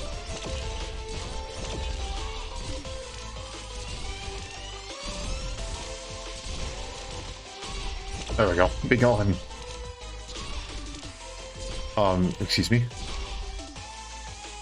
Your favorite beach transportation buggy can only be blocked by units with 3 block or higher. You carry up to 3 passengers. What does that mean? Oh, I'm dropping things. I did not see what path it was going on, which is rather unfortunate for me. Apparently.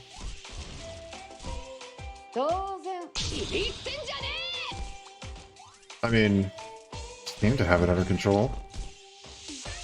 Not one step backwards.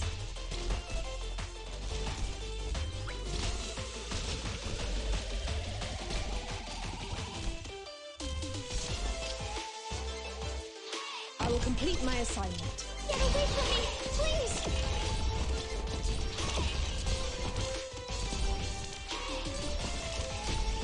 Oh, okay, if it's just going up there, that's fine.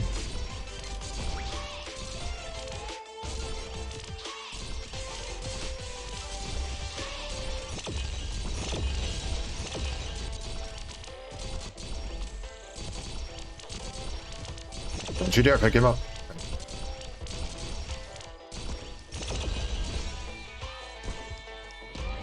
Allow me to study. The Tempest must wipe out all that blocks the way. Did someone call an Uber?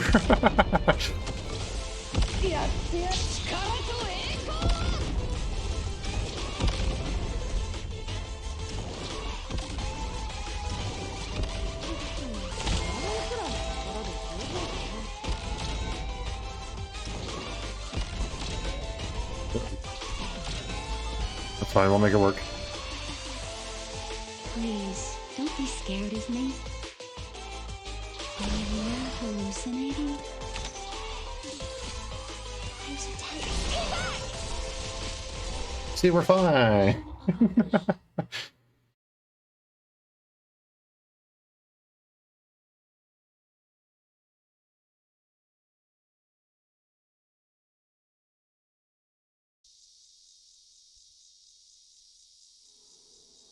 Attention, all residents of Zarutza.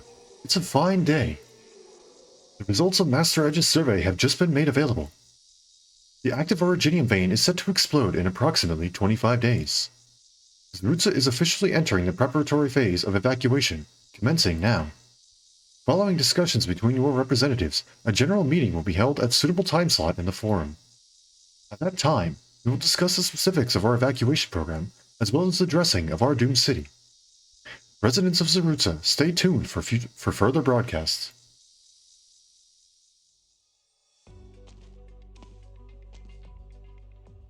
Culture. Wake up to culture. Good boy, Robot Stitch. Culture. Culture.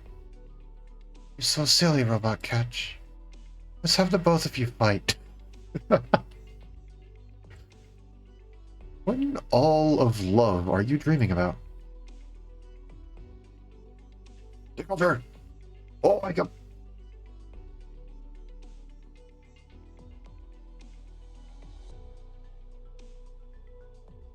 You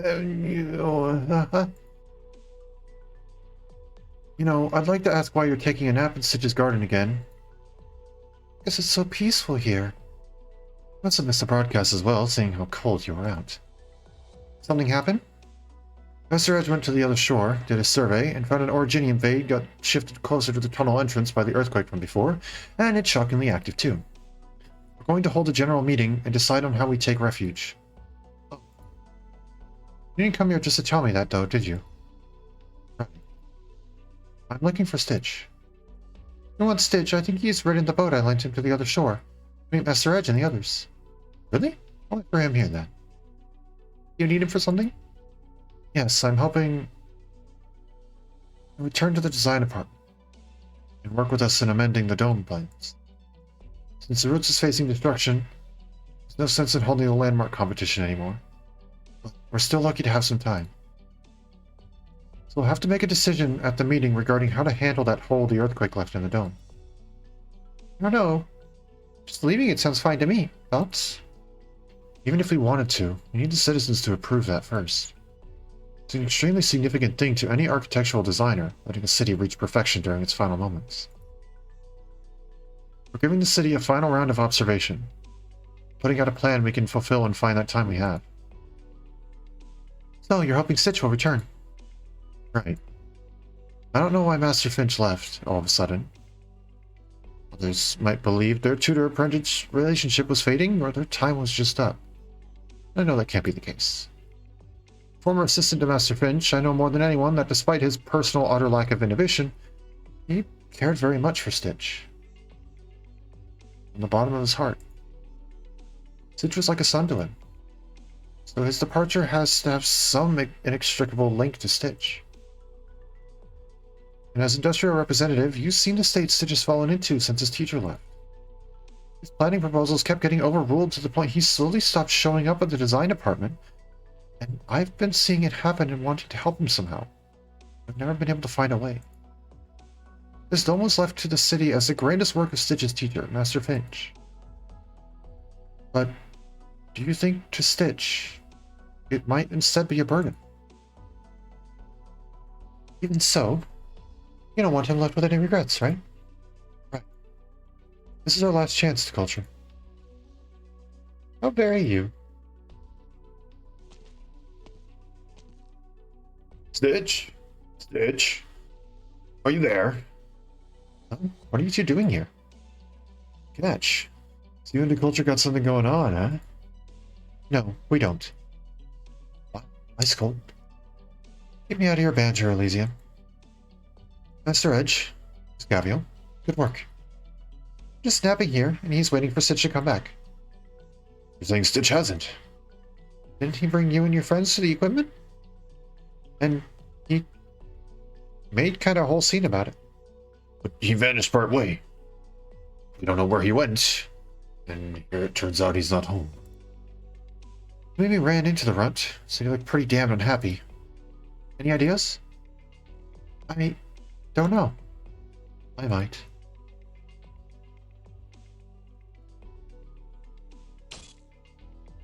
Zamana. Not in this row either. Okay, move on to the next. Ugh, this is tiring me out a little. Can't believe we still haven't found it. Did Stitch steal it? Or, not Stitch. No, yeah, Stitch. Gosh dang it, I'm getting all these names confused. Did Stitch go and steal the map? Does he not want people to leave? Come on, take a break. But my earlier question. Still like to know why, did Mama? Can't imagine you've been blind to how fine life is among the Durans. There's no noble conspiracies, no scheming and jockeying, and even if there is, it's just plain adorable. Even as we're on the verge of calamity, the Durans have sufficient contingency plans in place. And they even have the leisure at this moment to consider how Zerutza can greet its destruction in the best condition they can imagine. I'm not denying any of that, Avdodo. I think you're pretty on point. Your own life's not bad. I'm not refusing you because I think what you're saying is wrong. It's because I don't like it. If there was a Tiaku who wanted to come live underground, then I wouldn't stop them, and neither would Enum. But why? Not just rejecting surface life out of my own experiences. I've thought over this countless times, spending my days in the Duran cities.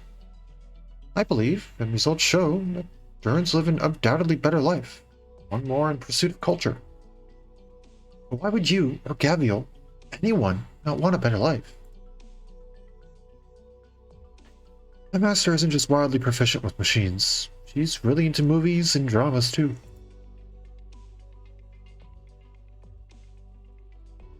She gets me watching all sorts of stuff, and she doesn't even care if I'm interested. She explains it all to me.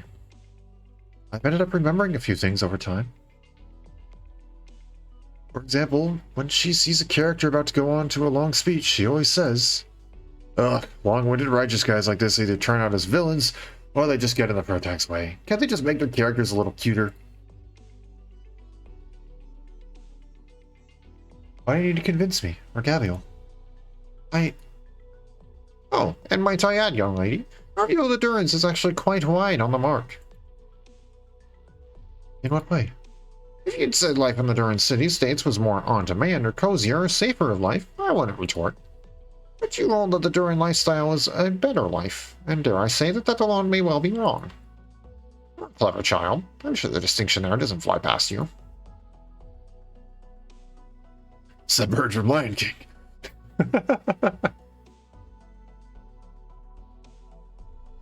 Good sir, I'm calling you that for now. I understand what you mean. But can you really say it's wrong for me to wish for others to live a more materially, spiritually plentiful life? That's a different question. You're simply looking to redeem a little of the prestige you lost in an argument that's long since ended, no?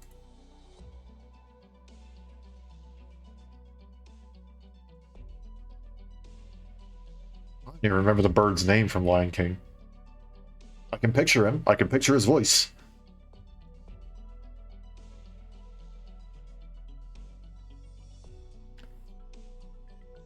Can't think of his name, though. Weird. You'd think after that movie really being a key part of my childhood that I would remember that. No.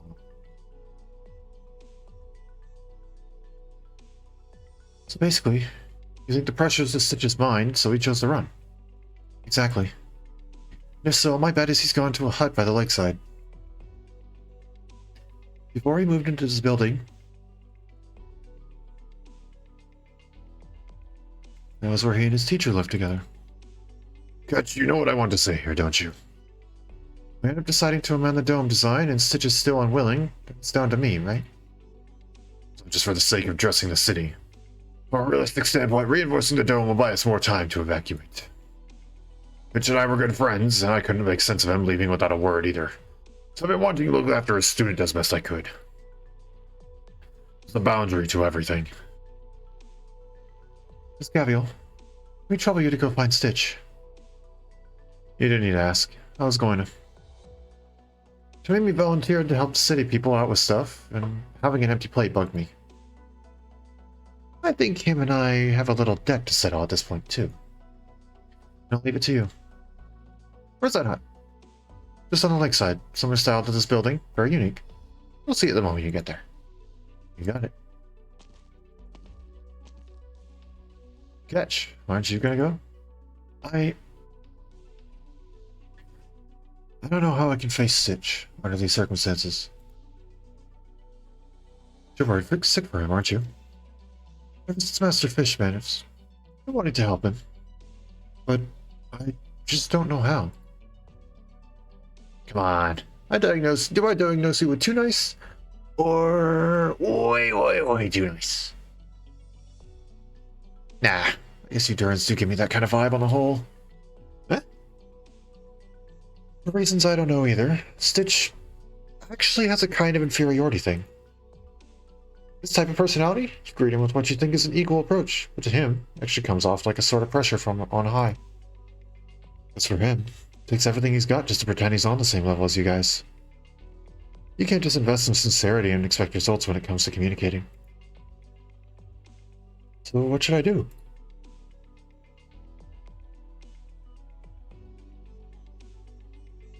Well, alright.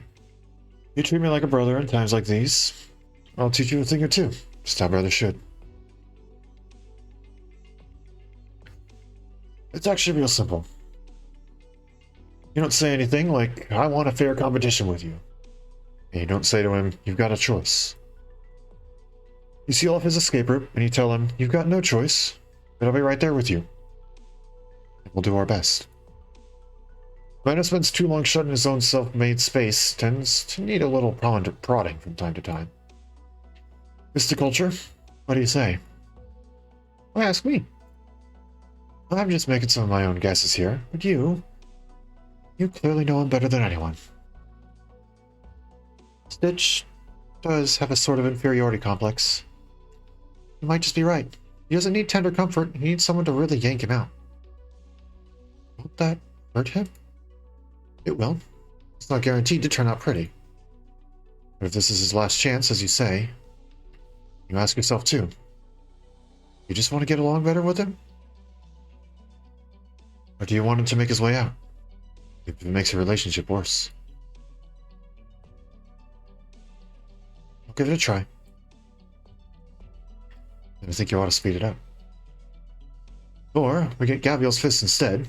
Sure you don't want... and those sure don't settle for yank him out.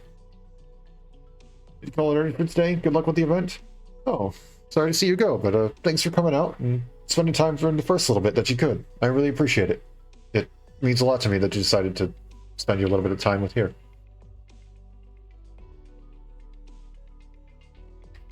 I hope you have a nice, I just don't know what time it is for you. I hope you have a nice day, night, morning, afternoon, evening, whatever time it happens to be for you.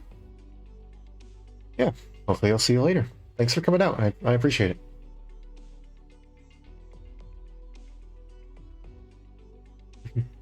I'll get going now then.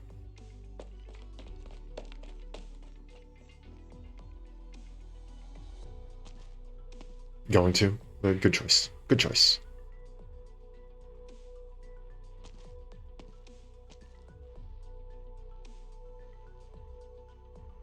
Lively, extroverted, grasps social contact. A fine character trait sketch. These people should become that way.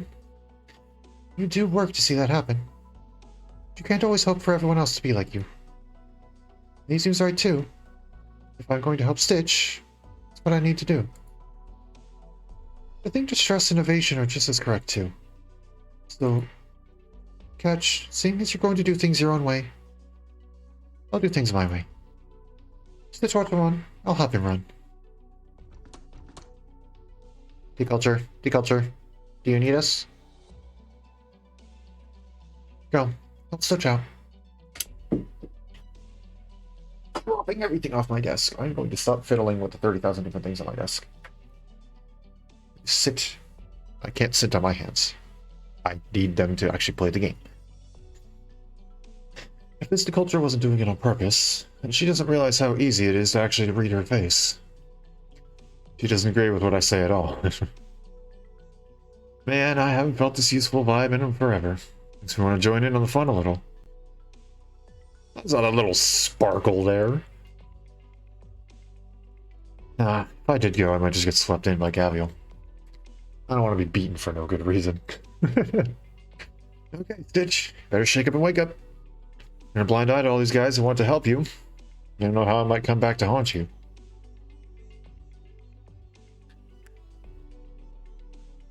I don't understand. People clearly aren't as unreasonable as Gavial. Why do you insist so much on indulging her?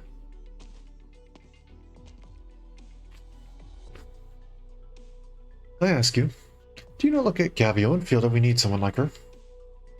You know, weren't you waiting outside? You spent so long in here, I thought you were up to something. But yeah, you and I have to be similar in ways. A huge part of why I came to serve as a close messenger was that I wanted to escape the unending strife between Lords of Mir.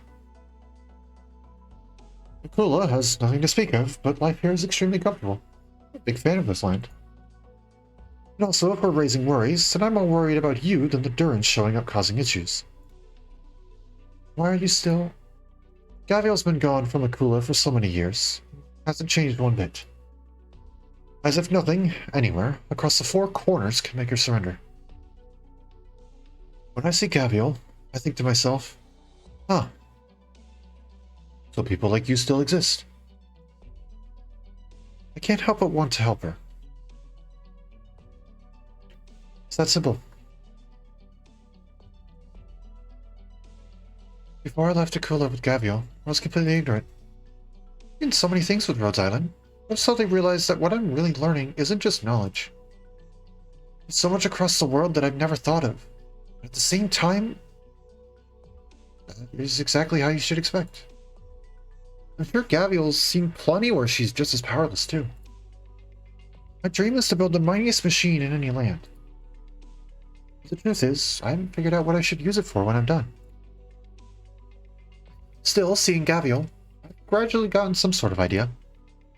The machines I make will be used to help her.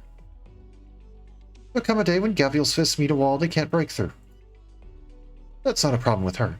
She's flesh and blood too, after all. And just like I've done here and now, I'll give her the greatest weapon. If fists won't do it, then take an axe. If an axe won't do it, then take a hammer. If hammer won't do it, then take a drill. If drill won't do it, then I'll build her an entire big ugly thing. If big ugly won't do it, I'll build her a nomadic city. Whatever she wants to do with that, she will. I really trust her that much. I do. Because Gabriel stands for Akula better than anyone or anything ever could. She's the backbone of us, and in the future, she'll be the backbone of even more. It's in our power, our own power, to make sure Gabriel's fists are unhindered for eternity. Of course, realistically, I'm just as worried what leaving Akula to her purview would result in. Gabriel's temperament giving her authority might discomfort the powers more than it will her. I mean, yeah, fair enough.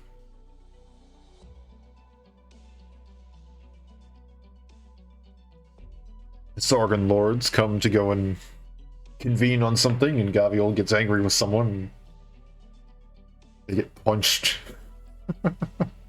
No more politics, I punch your face. That's all.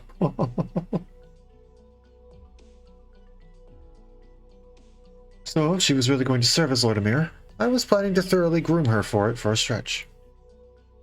I probably wouldn't have done anything. I think so too. But even I never pictured I'd be willing to go so far for her. Your experiences have taught you to doubt people like Gaviol from the start. I don't deny that. So, maybe you can start by trying to believe in her. Give it an attempt. So, the map? Oh, I forgot. Oh, I see you left it to this old codger and all these bots to actually consensuously search. Well, you were all tied up arguing in Gaviol's favor. And I only just realized this shelf has absolutely nothing to do with travel records. So I went to the other side and took a look. I found it straight away. Think it's this we want? Yes.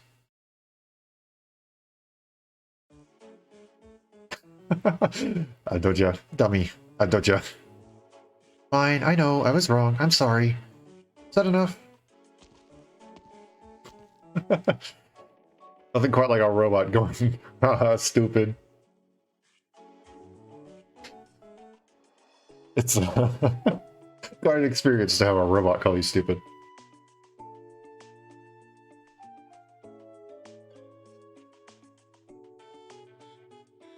It's one thing when a human with emotions can call you stupid, because that's just being, like, just insulting you.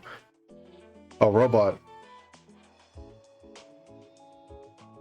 they call you stupid? It means they have mathematically, scientifically determined you're an idiot.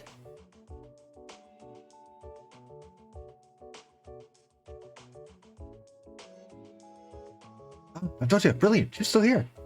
Master Ed sent a message a moment ago. He's proposing we hold that general meeting in the forum now. And the other representatives are all in favor. Now we need your view. Thank you, Zavama. Though I still don't entirely accept it, perhaps I can indeed give it an attempt. Alright. Talk about Master Edge, I have no objections. And moreover, I'll be there to persuade the residents of Zarutsa.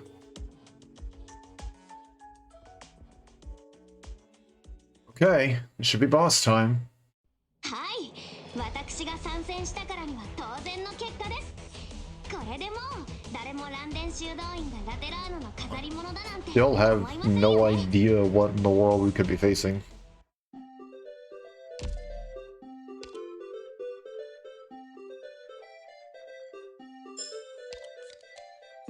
Never mind.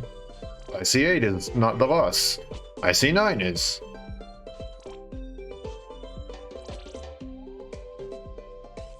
Okay.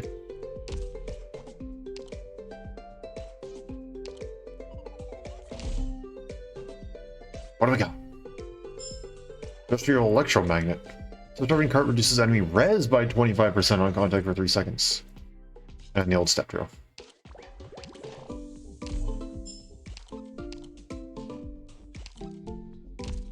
I think I like the electromagnet a little bit more since we have physical dodge. I'll go with that. Yoink.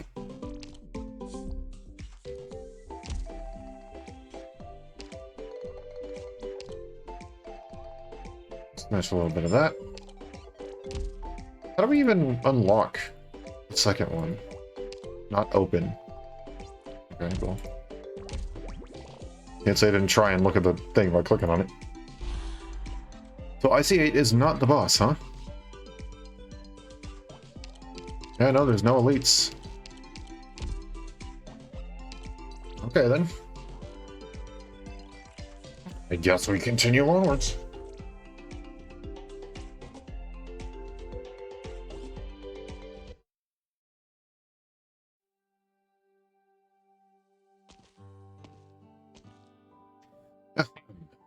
Citizens of Zaritza, I'm your Environment and Climate Representative, Jethart. We are here today to discuss the future of Zaritza. The survey results are back, and the representatives have discussed a few possible solutions. We will make our choice from these options today. We also hope to come up with an answer for how the city will move forward. However, today's meeting will be officiated by Avdoya. Avdocha. Are you sure about this, Avdocha? Sure, you've lived in Zaritza for quite a while, and the people in town know you. This is the first time you'll be standing before everyone, right? Yes. Alright, you're Avdocha. Might take some time, Master Edge. Is that okay? Don't worry, you won't break my record of putting half the city to sleep. I've heard that story. Oh, I remember. Master Earthard went into a long discourse about geology. He went on and on until the sun went down and only stopped when he wore himself out. I probably won't go on that long. Don't you? It's the culmination of the time you spent here as a resident serviceborn. Thank you. Here goes. It's Avdotia! Avdotia, I'm with you no matter what you say!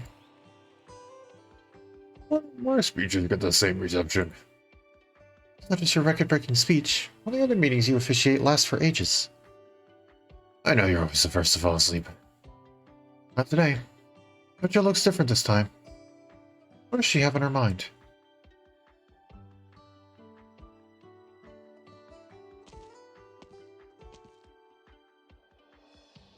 Fantastic. I respect Master Edge's knowledge. These meetings are torturous. His voice is as beautiful as she is. You listen to her all day. Greetings, citizens of Zaritza. I'm Avdotia, literature representative. I'm probably doing this voice no justice. Today, I officiate over this meeting that will determine Zaritza's future. We have discussed with Master Edge and believe that there are 3 practical plans to carry out Zaritza's evacuation. Before discussing the plans, however, there is something else that I want to talk about. It's about my past. Not the past of Avdotia Razorpen. The past of Avdotia Nikolevina Ivanova. When I first came to live among the Durans, I created many stories and shared mine with many people. This, however, I've never told anyone. I want to share it with you today. I was born to a noble family in Ursus. Avdotia thought she would struggle to find words. But she found her memories pouring out as soon as she opened her mouth. It was not that she did not know what to say. It was that she had too much to say and did not know where to start. The Durans do not know what it means for her, but she does. It's the first time she's looked back on her past since coming to the Durans. She thought time would let the past fade, let her forget that she was once a woman of Ursus. Now, though, she realizes that the past never truly goes away. Meeting Gabriel and the people she brought with her helps her realize that's not so bad. The past pulls her down bit by bit, along with the Durans listening to her story. She no longer feels pain from it. But thus, they do the Durans.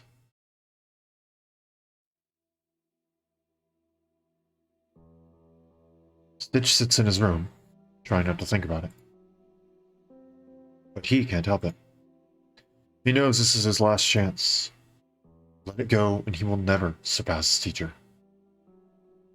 And he has a feeling that if he does not win this time, he will always be second best. Though to what, he cannot describe. He knows. But he can't do it.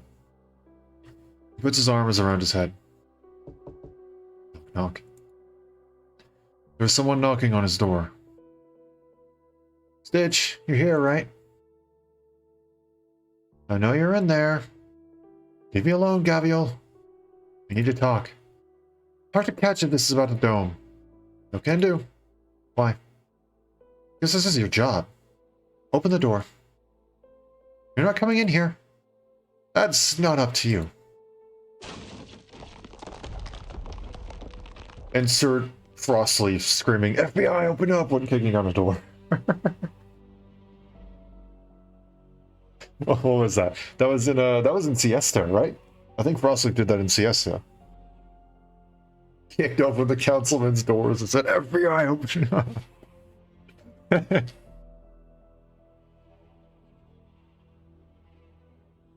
The door and the walls around it collapse with a bang, and Gavial walks in casually holding her great axe. Oh my gosh, Gavial. You can just like bust in the handle and then just open it up that way. So you only have to replace the door, not the whole wall. I cannot speak. She sees Stitch sitting by the desk with his arms around his head, his expression hidden. A few blank pieces of paper lie by his hand. A few more pieces of paper lie by his feet, either torn to pieces or crumpled up. Design sketches for the dome. You wanted to do it, didn't you? Can't you give me a break, Gavial? Not so much that I'm not giving you a break. Look at you, shutting yourself in this room, staring at sketches, holding in everything you're thinking. You're the one who's not giving yourself a break, Stitch. You don't know anything. Right, which is why I'm not taking you back by force. I don't know, so I gotta find out. Why'd you smash my door then? You would have talked if I didn't. You're just threatening me. I'm a reasonable woman. I'm sorry, I'm trying so hard. I'm trying so hard not to laugh at that sentence.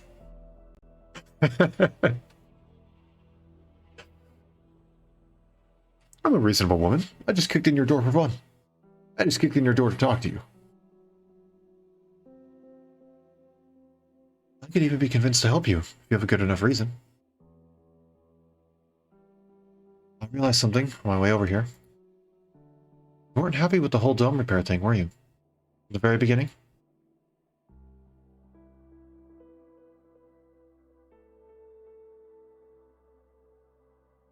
Life on the surface can be so colorful. I never heard of Doji talk about it. Right, Master Edge? He's gonna be asleep, isn't he?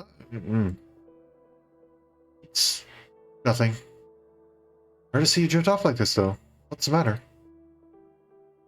I was thinking about Stitch. Stitch? Aren't Gavial and Catch looking for him? Ought to be fine, right? The question isn't fine or not. Seeing him today made me realize I may have pushed him too hard without realizing. You're talking about the dome repair? Yes. Of course, I was in agreement about not repairing the dome. But I was also anxious about the broken survey equipment. You know how Stitch has been since his teacher went missing. He submitted a series of proposals for the dome that got rejected. At some point, he stopped coming to the design meetings, shuddering up in his room. I thought I could push him a little. If he can come up with a new plan to prepare the dome, it would be an opportunity to bring it up. I could help him. He ended up going to get surface fellows to fix the railway. Yeah. I didn't expect him to go this far to avoid fixing the dome. So I thought, forget it. The originium vein takes priority.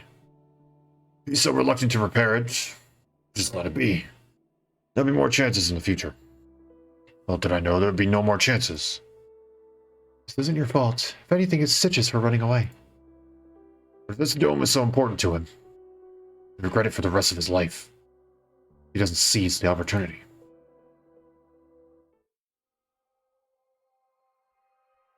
Why are you so against repairing the dome? It's a job my teacher left me. Teacher? Job? Didn't Catch say your teacher went missing? It wasn't a sudden disappearance. Though he didn't tell anyone else, he did leave me an assignment. I have to win everyone over with my dome design. Make the dome was the roots of my own. Only then will he come back to find me. Otherwise, I'll never come back. Well, its name is Canvas, too. You're related. No, I changed it later. 8 years ago, I survived an originium vein explosion. I had no home to return to. My teacher took me in. So your neuropathy... Yes, that was when I caught it. On the surface, people with this disease are called the infected and cast out from society. That's not the case among the Durans, but we can't fully cure it, only keep its symptoms in check. It's the same up there. So I changed my name to that of my mentor and studied architecture under him. Hey, he was pretty famous. Of course, Finch Canvas was a design representative of Zerutza. Surface dwellers would call our style minimalist. We oppose elaborate flashy designs, seeing them as the unchecked spread of desire, a product of a slothful life. At this rate, we will inevitably be swallowed up by our own desire. That's why we advocate a lifestyle that emphasizes the true nature of things. True nature. How things are in their most natural state. We oppose all unnecessary functions, trying to keep things the way they are. This is our rebellion against a life of desire. Like the simple design of your room. No, my style is not exactly the same as that of my teacher. My style came from his, but in some ways we go in opposite directions. Allowing the city to welcome destruction, while looking its best, is a luxury that comes only from our excess productivity. It is arrogant and wasteful. One's time is limited, and my clock is ticking. You're infected too, Gaviel. Don't you understand? You only have so much time left. Spend your efforts on something more meaningful. Of course. I study medicine, so I can heal myself and the people like me. But if that's how you feel, why not seize its last chance? You think I don't want to? You see the sketches here? They are proof of my failure over the years. I made proposal after proposal, only to see them all rejected. After that, I couldn't even come up with a passionable sketch. I don't know who is the problem. Is the Rootsons or me? All I know is that the mere sight of the dome fills me with fear. It's like a cage my teacher has locked me in, trapping me forever. Even if it's my last chance, I can't do it anymore. Even if I came up with a new plan, there's no hope of getting it through. And you telling me how I'm going to come up with a new plan that can pass in review in such a short time? I'm not coming with you, Gabriel. Failure. Master Arch said if he wants the dome fixed, he can have Catch do it. He'll undoubtedly do a better job than I can. Alright, I get it now. All the more important for you to come with me. Haven't you been listening? Yep. But you're the one who's got to explain it to the gang. Ugh.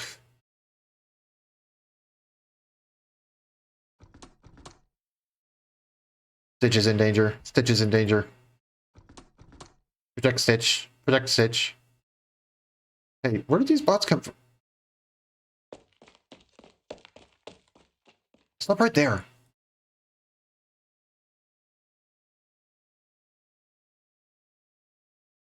Oh no, we're gonna have to fight the bots, aren't we? No.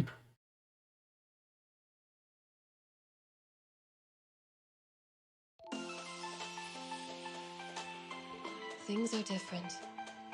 I don't want to hide myself any longer.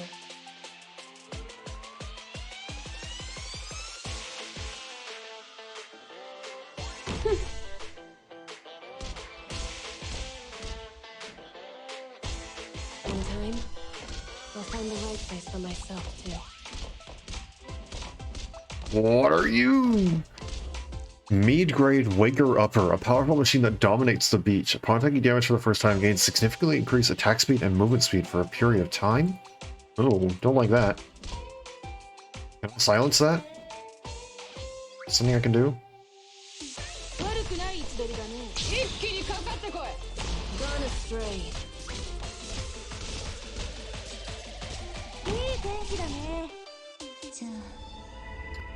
Here we go.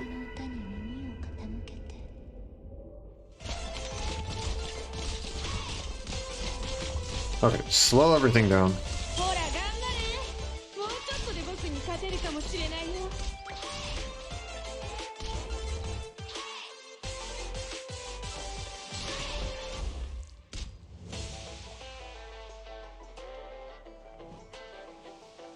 Send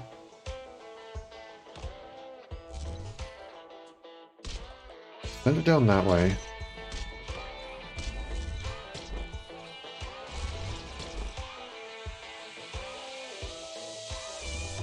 Send it this way.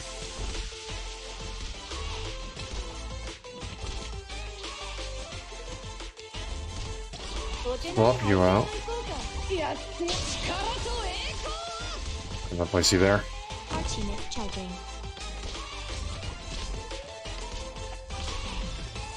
You're gonna go right there for a moment. One step backwards.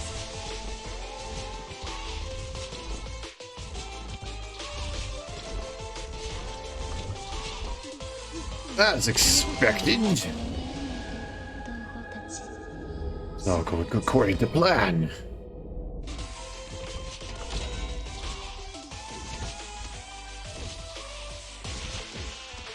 Yes, Find sir. me. Anya, unleash the rage your father poured into you.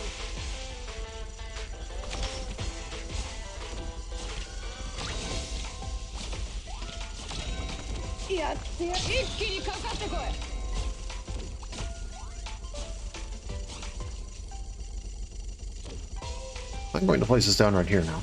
Now's the time to help everyone out.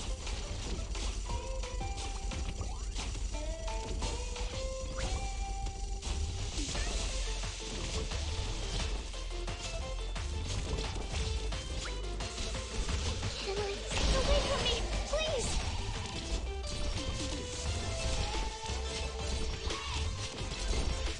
We're now going to move you one step closer.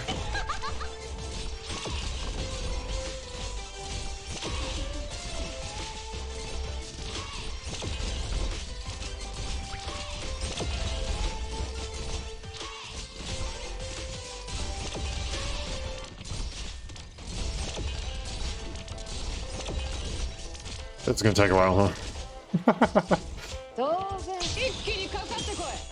Yes, sir. Got it. Seeing is believing. There we go. Look at the arts damage go. That's a lot more like it. Perfect.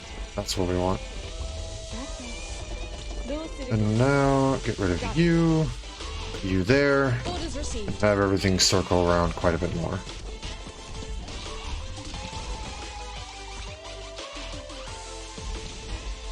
Mission accomplished. Nice. That's how it's done. Someday in the future, I'll have as clear a direction as you do. I still don't know what part you take in this story. I genuinely don't.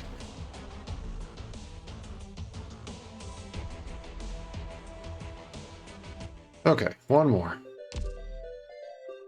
Wait, not yet.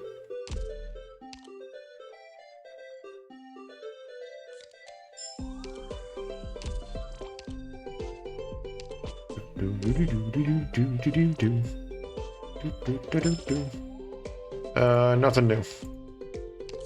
No sugar can be recycled. What do you mean?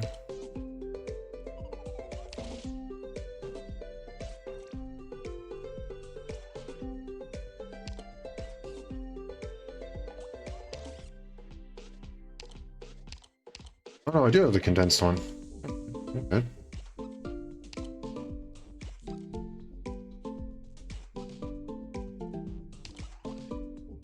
Oh, because technically I could put two of them on at once. Okay. The other ones we get two of them and we can only put one per cart. Okay. I understand now.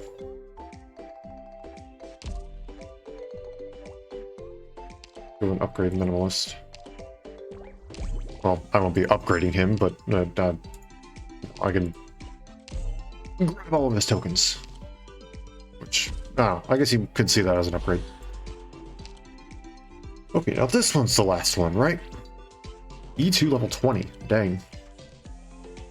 Gavial, you have like max trust, don't you? Yeah, okay. Sorry there. But I no longer need you.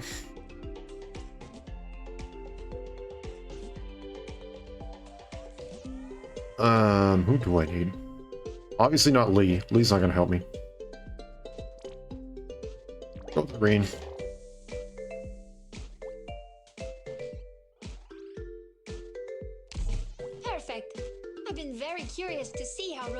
carries out its missions. Good old boss shredder.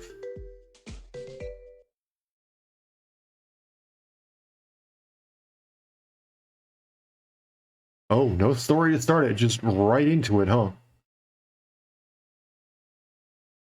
It should be a boss, right?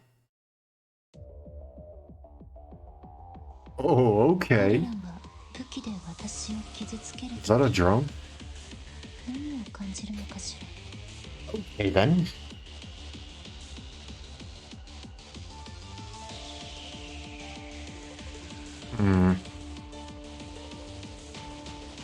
I will complete my assignment.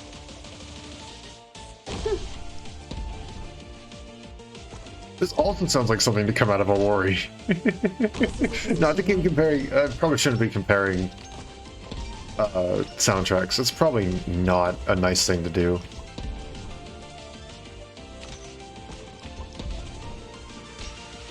What is it? I'm aware of what I'm doing. At attention, then part on you all the cries. 一気にかかってこい!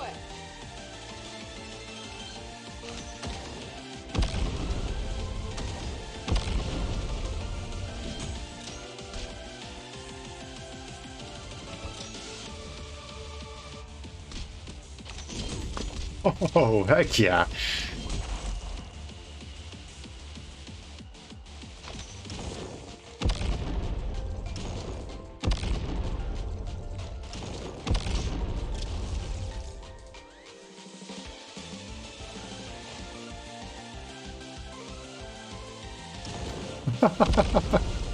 This is awesome. Great. Okay, I'm going to place you here.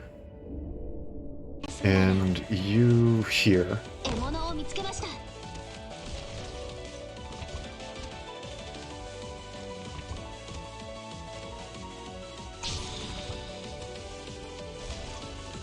Piano Man going ham. You've gone astray. I'm so tired. Away from me, please.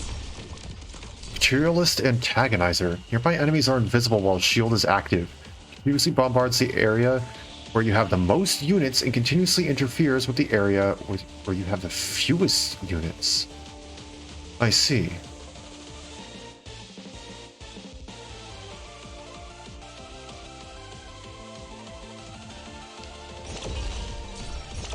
At attention. Wanna talk And me? By what? fire to simply just say, how about this? Archimate charging. ゲームは3つの選択が。敵には3種の苦難があります。 That's not dealing any damage to you, is it? What if I place down something like this? 悪くないつもりだね。 Where is your health bar? There it is. There it goes. That's what I was looking for. こうならないで、同胞たち。すぐに着くか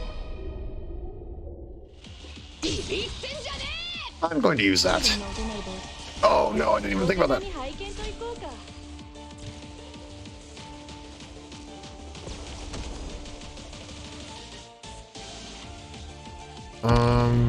Alright then. How about a little something like this? My toxicant is ready.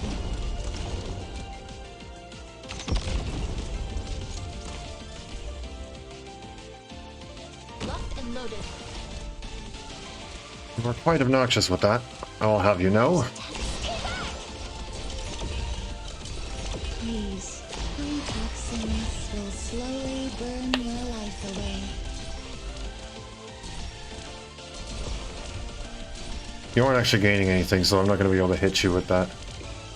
2, 1, that's going to hurt.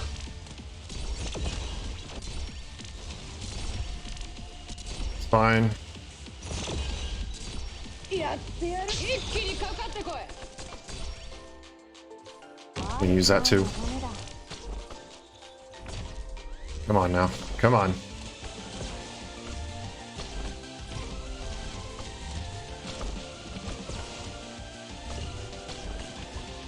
Ah, come on.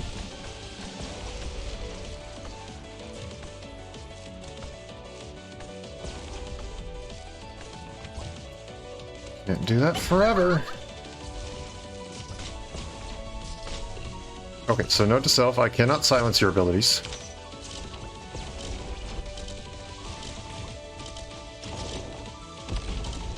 Can I resistance?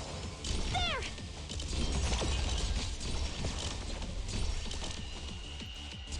Don't step my eyes will find me true. Oh, come on, for the love of... Archie make a champion. Come on! Don't step Thought I had into it. the shadows. Only for a moment. Not one step backwards.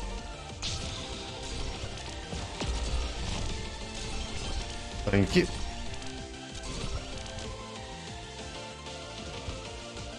Excuse me? Do you have something you would like to say, Minimalist? Because I definitely have a few choice words if you're the frickin' boss.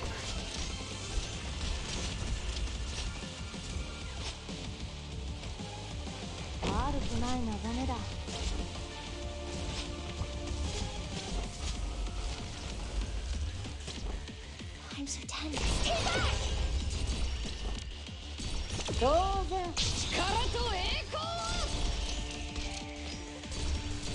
My toxicant is ready. Got it. If you want to hurt my friends, you have to go through my shield first. Hate to break it to you, buddy. But, you are not frontline combat ready. Your drone put up a decent fight, I will give it that. But once I figured out what it was doing, it's very easy to go and organize everything. Huh, now that you mention it, this is starting to ring a bell. A few years ago, I participated in a couple dome design contests with him and Ketch. Mr. Finch had just left not too long before that, and the rising new stars both wanted to prove themselves with their dome renovation plans. Ketch was an incessant one at all meetings. He kept selling his ideas and the advantages of his design. As for Stitch, all he ever did was lay his designs on the table before standing aside. It seemed kind of like he would rather we see his ideas for ourselves instead of wasting his energy to explain them. Some preferred Ketch's detailed way of thinking, while others acknowledged Stitch's confidence, even egotism towards his work. Both of them were undoubtedly rising stars. This rivalry continued for years, and none of them was able to truly obtain the recognition of the majority and get his designs passed. Until one day when Stitch stopped showing up. Stitch actually brought it up to me before back when he was still around. He told me he was worried about his student's future. Those problems you can fix by talking sense into him. He has to think things through himself and set his ego aside. Only then will he hear another opinion. Otherwise, forget Catch. Not even someone as strong as Gaviel could do anything about him. None of Gaviel really wanted to help him from the bottom of her heart. There was a way around it, and Finch would have tried it a long time ago. But who knows? Catch and Gaviel can be more different personality-wise. If two of them tried to help them together, a miracle might just happen.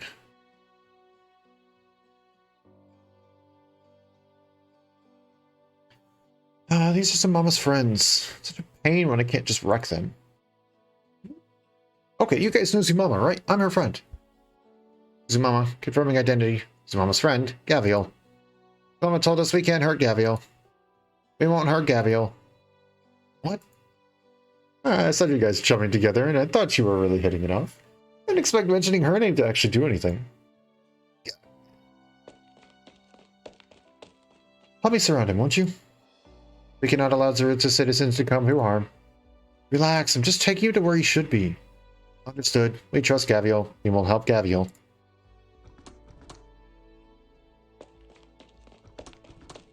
Out of my way. Stitch Canvas, I've got something to ask you. I have nothing more to say to you. You've said plenty. In the end, do you hate the people of Zerutza? No. You don't have to answer. If you hated them, you should have stayed on the surface after you made it there. You had the danger your tribe is facing. You told us anyway. You didn't want to fix the dome. You couldn't give this place up. That's why you brought Tamimi and Enum down here. Yeah, so what? I'm just curious. you ever talked to the ones who voted against you and asked them why they didn't like your proposal? No, I haven't. Yeah, I thought so. Feels like you definitely haven't ever told anyone the stuff you just said. And actually, you still haven't told me how you truly feel. I know, some things are difficult to bring up. I have lots of patients who would rather die than open up. They don't want to make trouble for people. I don't think anyone understands them. Well, they're just too stubborn to actually say it. You name it, I've seen it. Whatever the deal is, if you keep it to yourself, all the way till the day you die, no one's going to know. I'm not going to say you've done anything wrong, but I need you to give it a shot. How I really feel? Not even I know how I really feel anymore. And I've got to at least... Hold up.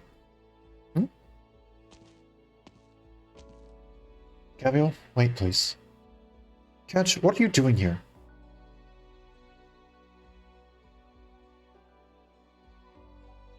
The forum is dead silent. All the Durans are attentively listening to Avdota tell her story. Though her story starts off warm, it slowly deteriorates into something more sinister as it progresses. When the story gets going, the audience holds their collective breaths, only for Avdota to explain how she survived, sending out a collective sigh of relief. That's only where it starts. It's the beginning of her hardships and tribulations. She goes through much more as she recounts the story. When I reached the end of the cave, for a moment I thought my eyes were deceiving me. Had it not been a golden shining lift, I would have mistaken it for a staircase carrying me to death. At that very moment, I even felt joy. I thought my hardships were coming to an end. I thought I could enjoy a moment of respite within death's embrace. Never expected that lift would open the door to a new life. And that was everything I went through before I made it underground. This is a life on the surface that I can share with you. It's hardly what you would call a wonderful one. But looking back, it wasn't actually as hard as I remember it. Anyway, I'm sure that the smarter ones among you already know what I'm getting at. It's true. Based on our discussions, we've arrived at 3 possible evacuation plans. First, we could evacuate via the tunnels. According to the calculations, even if we start evacuating right now as quick as we can, we will likely only be able to evacuate 70% of our population to our sibling city on the other end, before the explosion. That is the plan we are going with. We must start immediately, without delay. The second plan would require us to immediately use all our resources to excavate in the opposite direction of the tunnel. In other words, dig toward the hole on the other side and open up a safe shelter for our temporary refuge. As it stands, this proposal gives us a higher survival rate than the previous one. The tunnel is our only connection to other cities. Disaster will destroy most of our facilities. Under those circumstances, let's not mention the issue that its newly evacuated shelter will be able to hold everyone in the city. Even if we manage to save everyone, it's questionable that we would last much longer after the disaster strikes. As for the third proposal, it takes us to the surface. The industrial representative estimates that after a short extension, the lift will be able to take everyone into the city, into the caves above before the explosion happens. The guests who arrived not too long ago are from the lands directly above Zarutsa. That area is a lush rainforest named Akula. And as their administrators, they are willing to provide all Zarutsans living space and other assistance. When the crisis is over, after we all settle down, we can choose to return to this place or make other arrangements. So far, the third proposal carries the least risk and is most likely to keep everyone alive. However, we must make a decision that might just be unprecedented for the Duran people. We must head for the surface. It is also the reason why I told you my story. We still have other options available. I don't want to influence your decision. Allow my story to help you determine for yourselves. Okay. Per usual, we will vote on the 3 proposals in 10 minutes.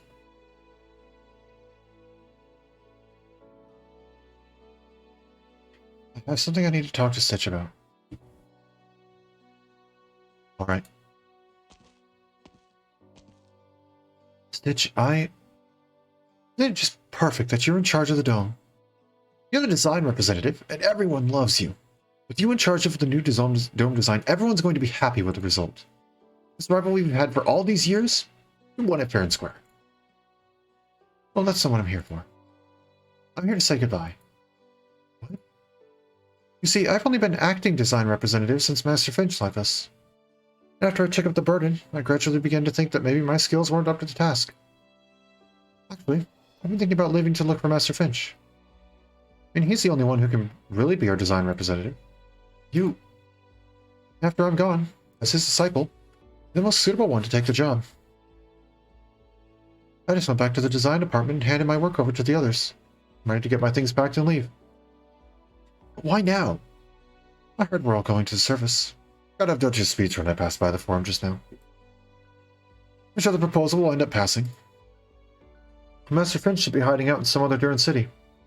That's why, well, it's still possible, or to settle down to the one next door before I figure out my next steps. So, sorry, buddy. I won't be able to get to help with the dome's design. You think I'd be happy about this? Of course not. But I really think you are up to the task. All you need is a chance to let people get to know you. Seriously. How dare you? In his anger, Stitch raises his fist against Catch, but it stops in his tracks midair, before falling down powerlessly. I know Mr. Finch left because he wanted me to become independent. And I know you're doing this because you want me to give it another shot. Gavial too. You're all doing this out of the kindness of your hearts. Of course I know.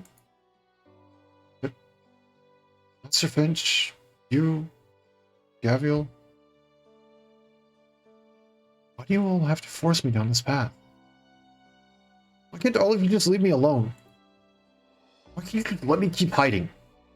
Why do all of you have to be so kind? Why?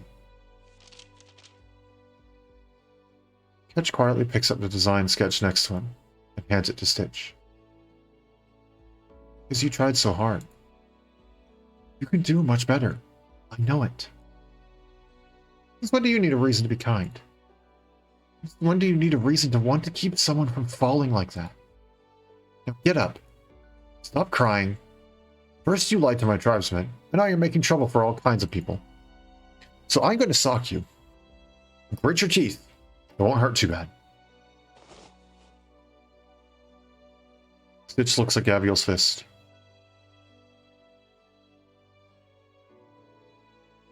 In an instant, many things flash through his mind.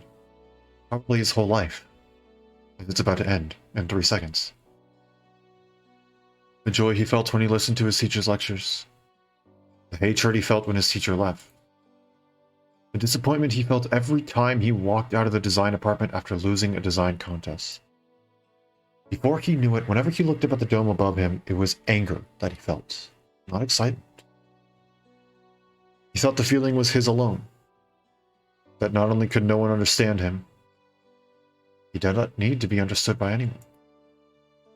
But at this very moment, now that he's finally learned that there are those who truly want to understand him and help him, he realizes that perhaps it is time to set something down.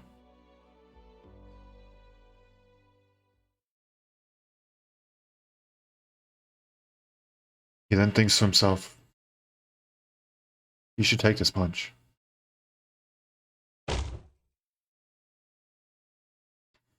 Yet, even though he was anticipating the pain, he doesn't feel a thing.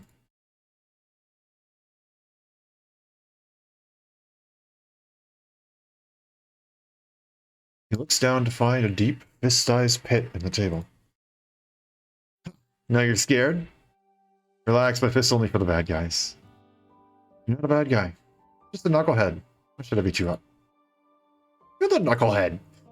Oh, look at you. Such a good mood that you can still talk back, huh? So how about it? Want to come along now? Fine.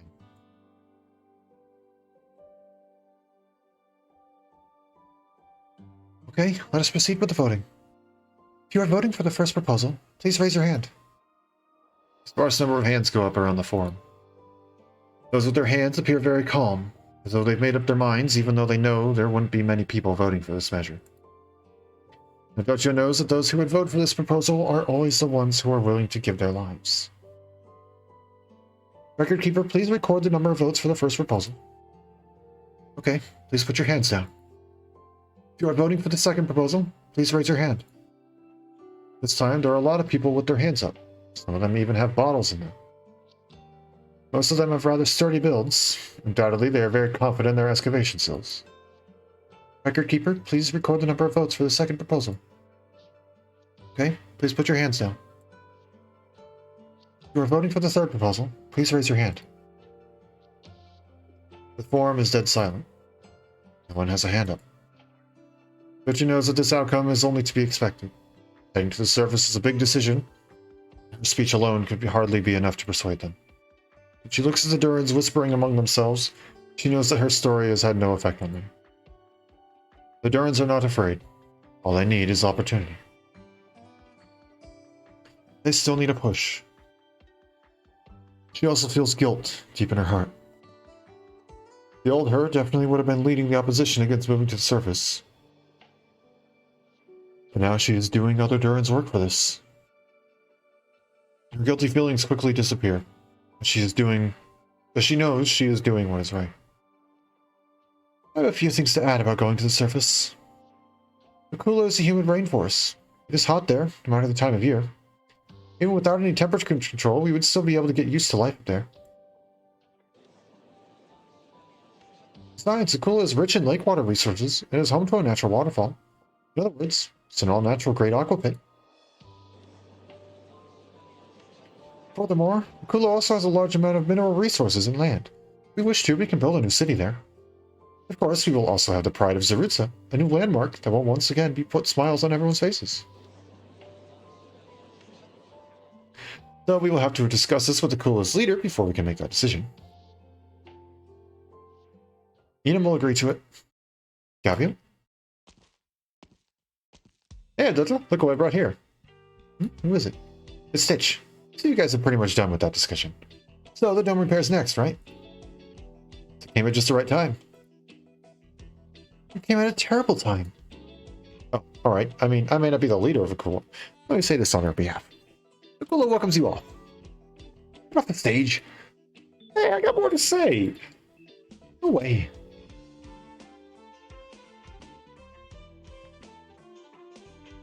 It's true, Gavial and the surface dwellers are all interesting. Word. Besides, not only are they kind, they're strong too. Making friends with them sounds like a fine idea. I think so too. Besides, they get a bigger great aqua pit in Akula. What could be better? Let's calm down and think it through. This is going to affect the future of the whole Duran race. I don't see anything wrong with that future though.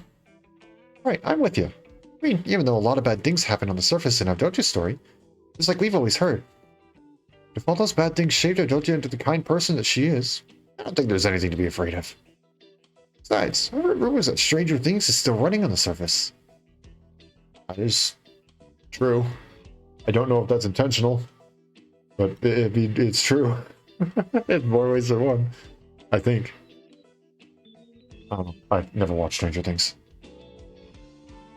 Gabriel, do you know how much time and effort I spent to prepare for this moment? What if they decide to stay down here because you had to butt in? I just took a look around and all of us seem to be looking forward to it. We're gonna vote for it. Persuaded them already. You always be so optimistic. By the way, Gavial, how is Stitch doing? He says he's willing to give it a shot. Where'd he go? I saw him in the forum. That's why I'm asking. Looking at him now, it looks like he's really going to do it. Let me give him a hand, then.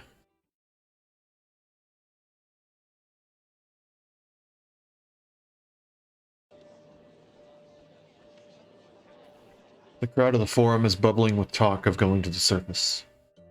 This seems to have nothing to do with him. He should have gone inside with Gavial.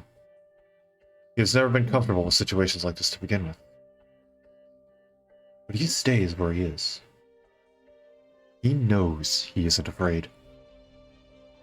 He knows that there is an urge inside of him to say something. But he has no idea how to begin.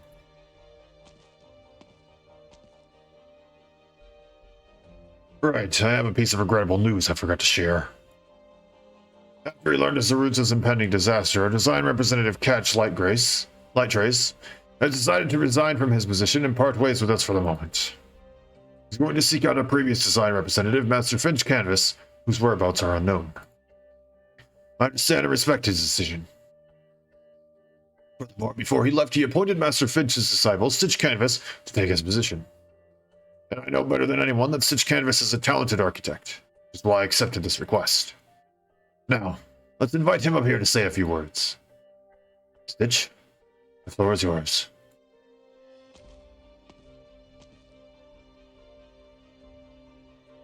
I'm aware that you don't really know who I am, so that my teacher is the famous Finch Canvas. My style is very different from my teacher's. His is more about resisting materialism, while mine is leading towards... Sorry, that's not what I wanted to say. I want to talk about the proposal. The one about going to the surface. I know this isn't an easy decision to make, but I think it's the safest option available. And if we choose this plan, we will still have time to dress our doomed city. There's not much that I can do, but I'm willing to spend the last bit of time we have to come up with a plan to repair the dome. And if at all possible, I want to make the dome even sturdier. Even though it's impossible to keep an active originium vein from exploding, it can still buy us some time. So please, everyone, let's head to the surface. Sure, my teacher, but I wanted it too. The audience is silent. Mr. Edge, did I say something wrong? No, you did very well. Good kid. I knew you could do it. Very well then. Let's take the votes again for the third proposal.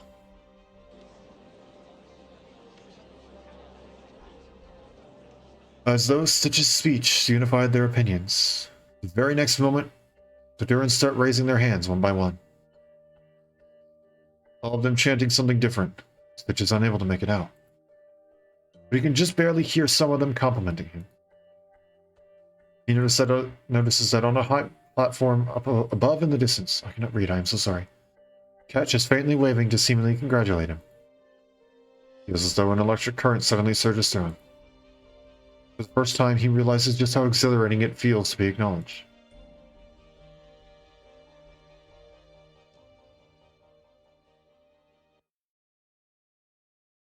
Target has been suppressed. And I take it we have one more story cutscene after this.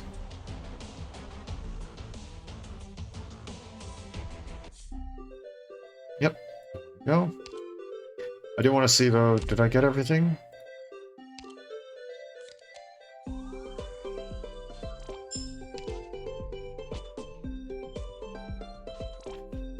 I don't see anything before EX stuff. Oh my gosh.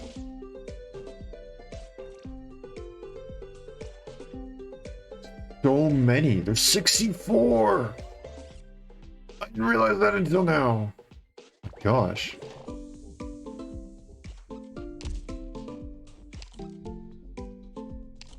Crazy.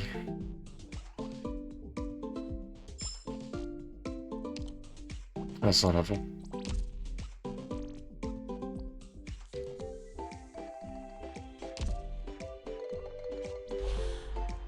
Gonna go more for the city forum. Give me that.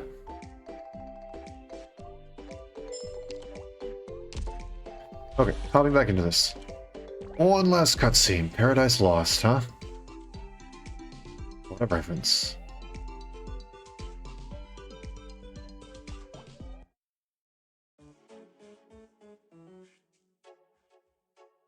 A few days later, Stitch is working hard at the forum again today. It's like the journey to the surface, the dressing of the city is a task that requires the supervision of all the citizens. As the face of the city, the dome's renovation is naturally the most important task, which is why it is also necessary for the design tasks to be done in the forum, where everyone can see. And, as Master Edge claims, it also saves time. That darned old man. He's definitely having me doing this because he thinks it's funny. Noticing Edge's smug look below, Stitch finds himself immediately incensed. However, Not even he himself expected to adapt so quickly to these work conditions.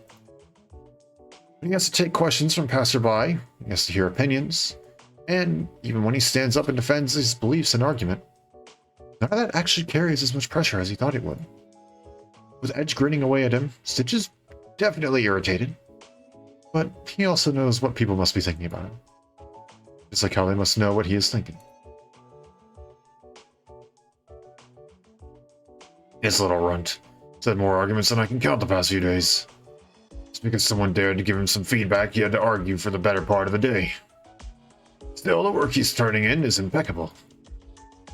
Finch, I don't know where in the world you've chomped off to. You can rest easy now. Oh, right. Stitch. What is it? I'm working here. Somebody found a letter at the top of the dome while I was being inspected. A letter? Yep, and it's for you. No way. I am Finch Canvas, the Zarutz's greatest architectural designer. I place this letter at the top of the dome. I am sure the one who opens it will be the next person to renovate it. I hope that he is my dearest student. This letter is for him. However, if you are not him, then please do not give him this letter, as that would mean he has failed.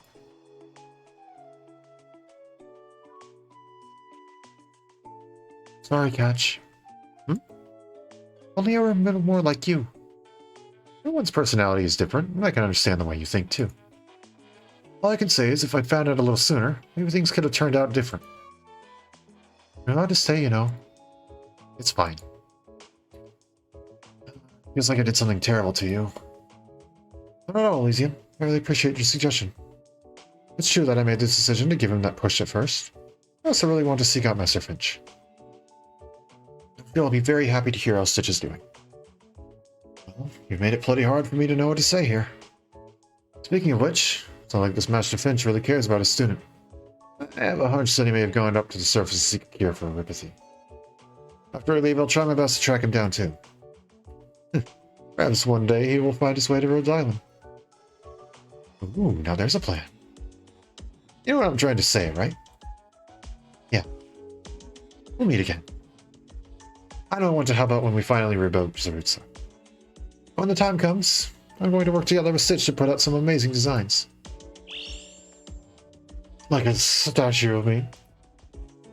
Well, maybe not that. A shame. Why did they give him the pushing sound? You can't see me moving and doing ridiculous poses. Fortunately, I have my blinds down. Gosh, someone sees me doing all this stupid stuff to my window, they'd probably think I'm an insane person. Though, granted, I'm a VTuber.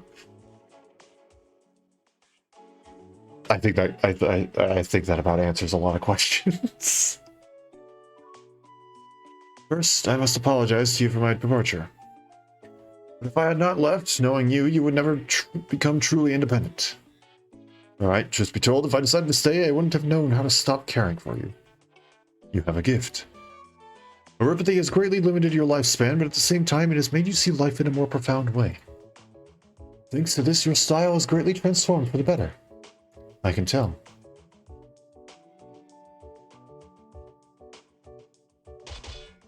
Here we go. Let's pull it together. Our job today is to blow all the caverns in this area.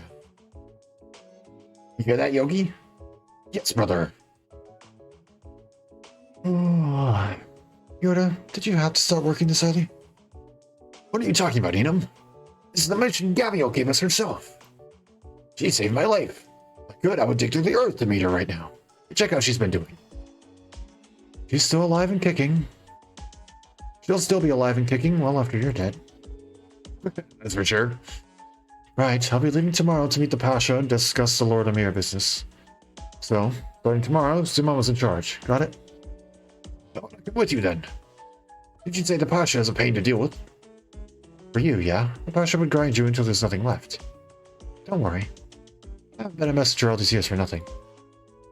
Zumama, I leave this to you. Don't worry.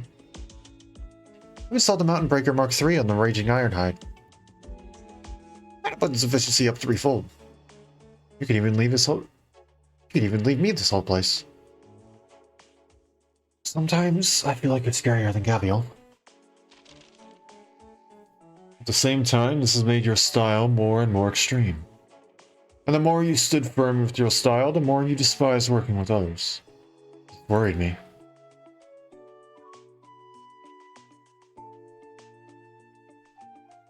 By the way, Eptocha, what are you going to do once you make it to the surface? What else can I do? You can't believe I will settle down for a life on land just because of the speech I gave. Once Arutza is rebuilt, I will be back. Is there a problem? Right. Actually, this only just came back to me. I made a promise to Enum. We agreed that if I ever went to the surface, I would do business with her. And she would also introduce me to a place called Rhodes Island. I don't know that much about the surface, so I told her you would be our middleman. I could learn from you. So that means you sold me to her. I'm sorry, but I really wanted to try doing business on the surface. Please help me out. Ugh. Diamond Face! Didn't I tell you not to drink? I'm really, really sorry. When aloofness yields no result, it only devolves into misconception. It tells you that it isn't your fault that others don't understand you. It tells you that others are in the wrong for not understanding your work. But sometimes, that couldn't be further from the truth. You can of course hold on to the way you think. However, if your line of thought is really so fine and exquisite, shouldn't you try your best to share it all the more?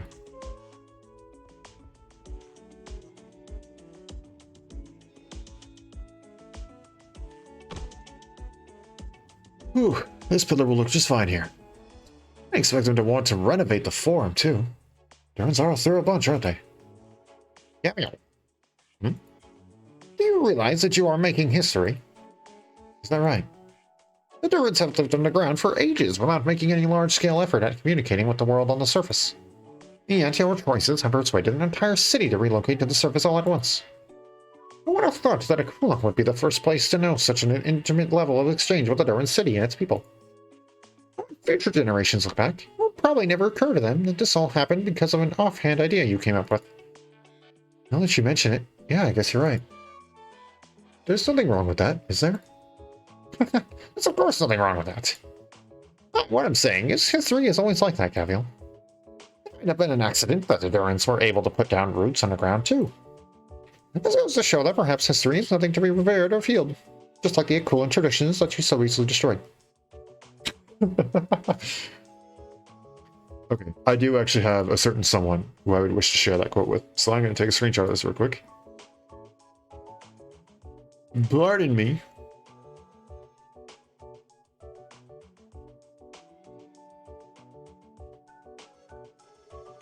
Screenshot. Save.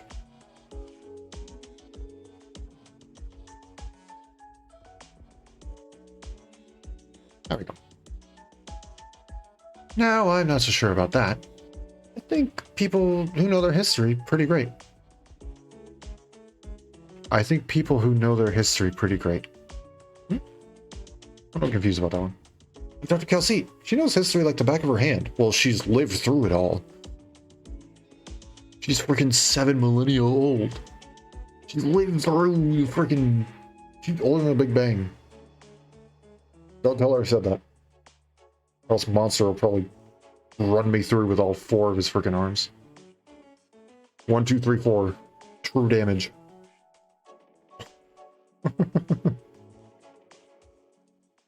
Kelsey? Think down to the number of times we dealt with each other on one hand. She might be the worst person in the whole world who takes history in the lightest. Is that right? Of course. I suspect the way she goes about it might not even be a kind of helplessness. The kind that comes from knowing nothing can be done. Now, let's change the subject. Mama told me that you wavered in your decision, but persisted with it nonetheless. You plan to continue doing as much? Yeah. And they all told me that they'll help me. Speaking of, you're gonna stick with us to the end, right, old man? Oh, look at you. Won't even give the old man a break. It's probably obvious that I'm very happy to be researching technology with Zumama. You didn't know that the longer you live, the harder it is to find direction. I'm not sure I get it. Well, that's good. That's what I like about you. Keep going down the path you're on. I'm curious as to how far you'll make it. So how come you're here to talk to me instead of following some mama around? Well, naturally, that's because she kicked me out. I told her the Duran machines are nowhere near as cute as a big ugly thing. She got mad at me. Why should be this protective of her new friends? You know, I'm mad too. Oh. There are certain things that you will never understand until you experience them yourself. So I am leaving you with a problem. Until you become the next design representative, and until you manage to persuade all of Zerutsa that your work has a profound meaning within, I will leave your side, and you are not allowed to come look for me. We are architects, and our job is to provide designs that satisfy the masses. You will come to understand this, that this is the greatest challenge you will ever face.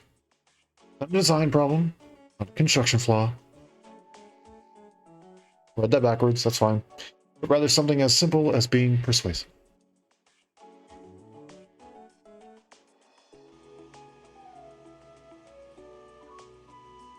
Oh, Tamimi, you feel that? I gave you way too deep of a voice. Yeah, it's shaking. I'm surprised we can still feel it even though we've taken the lift all the way up here. Those are some huge tremors. All the Zerutsans have made it to the surface. Every last one of them. Yeah, everyone's done a great job. You okay? I told you to drop the tough act, but you had to be the last one to leave the city. What inspiration can you get from watching it crumble anyway? You don't understand, even if I told you. That was the final moment of an entire city. It simply overwhelmed me with emotion. Master, this might be impossibly difficult, but I will give it my best shot. And you, little whelp, what are you mumbling to yourself? He looked exhausted. Well, can you blame him? He's been working really hard. Not only did he actually manage to design the thing, he went to the construction site every day and even insisted on being the last one out. A while back, I wouldn't have expected him to be such a responsible guy. Yeah, I'm starting to see him in a different light, too. Alright, let's go. For the last ones, everyone's waiting for us. Hmm?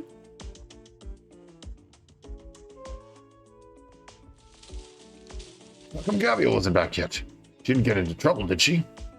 Don't jinx it. She's here. Where's Avdotia? We get to see the waterfall. You can go on ahead. And that won't do. This is a... How do you say this? Right. A historic moment. A large crowd of Durans and Tiakou. I don't know how to pronounce it. Tiakou. Have gathered in front of the mine. They are all waiting for the last group to ride the elevator to the surface.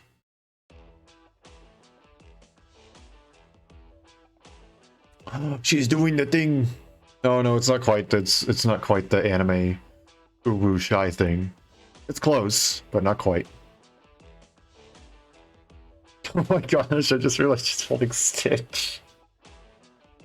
Oh jeez. Blaze gives piggyback rides. Gavial just kind of like slumps you over and just says, "Okay, we're going." Wearing her usual smile, Gavial steps out with Stitch in tow. She raises her right hand and greets the crowd, all of whom are beaming. Today's a good day, everybody. Let's head to the lake for some fun. Before she can finish her sentence, the crowd has already erupted in cheers. Today, Akula is a tad bit more lively than before. And in the future, it might get even livelier.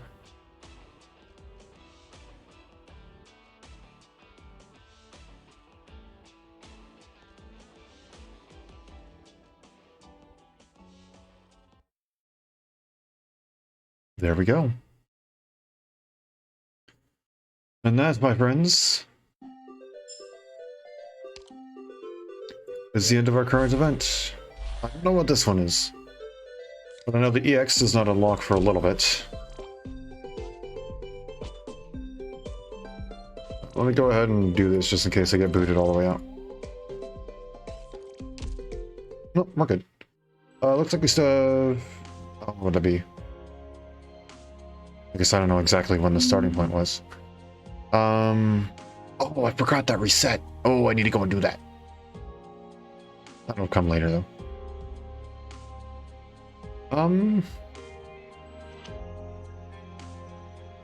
Yeah, that's the end of the event. That's the end of the main story.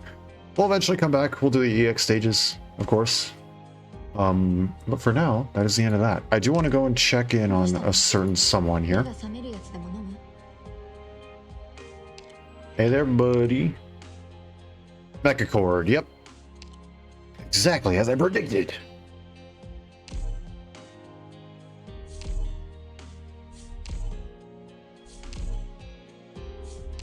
There we go. There's your welfare up.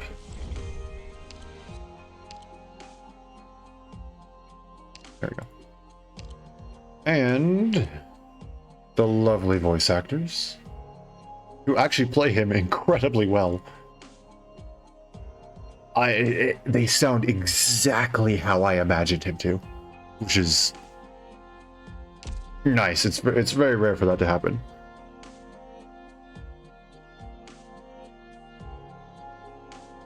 Let's see. What else do we have? That's just a standard skill. What do we have here? When attacking has a 10% chance to increase that attack to 150%. And prodigious craftsmanship is the S2. It's auto recovery and auto use. At rank 1, it has a charge of 8. The next attack deals 110% attack as arts damage and attacks twice consecutively. It can store 1 charges. We're going to ignore the fact that I just said 1 plural. And then Swift Strike, yep. That's for most Mechacord casters. Not bad. Definitely a welfare up compared to the other Mechacords that we've seen. It's unfortunate, but that's not too bad.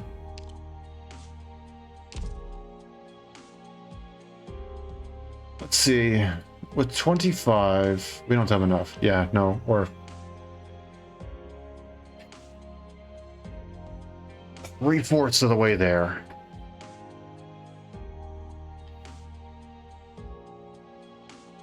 I'm gonna need more Arundum. Alrighty though. With that,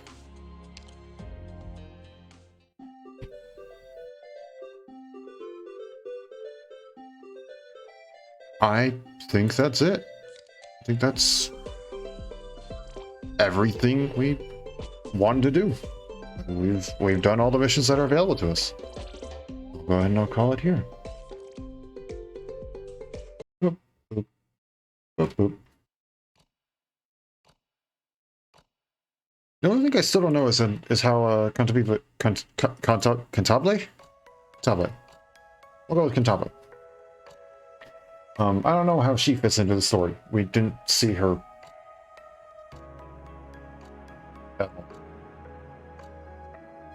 I don't really know where she fits in. Or if she was just added as like, hey, surprise! She's there. Surprise. I would like to know.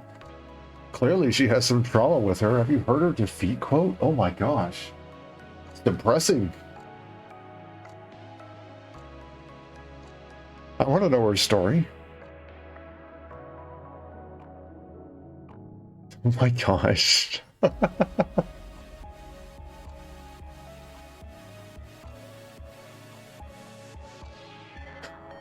my gosh. Alrighty though. I think that's a pretty good place to wrap it up. Went on for a decent amount of time and kept the story. I don't know if there's any better place to wrap it up. Let's see. Next time. STZ, good job. Thank you. Thank you. Next time, which I guess depending on your time zone is either today or tomorrow.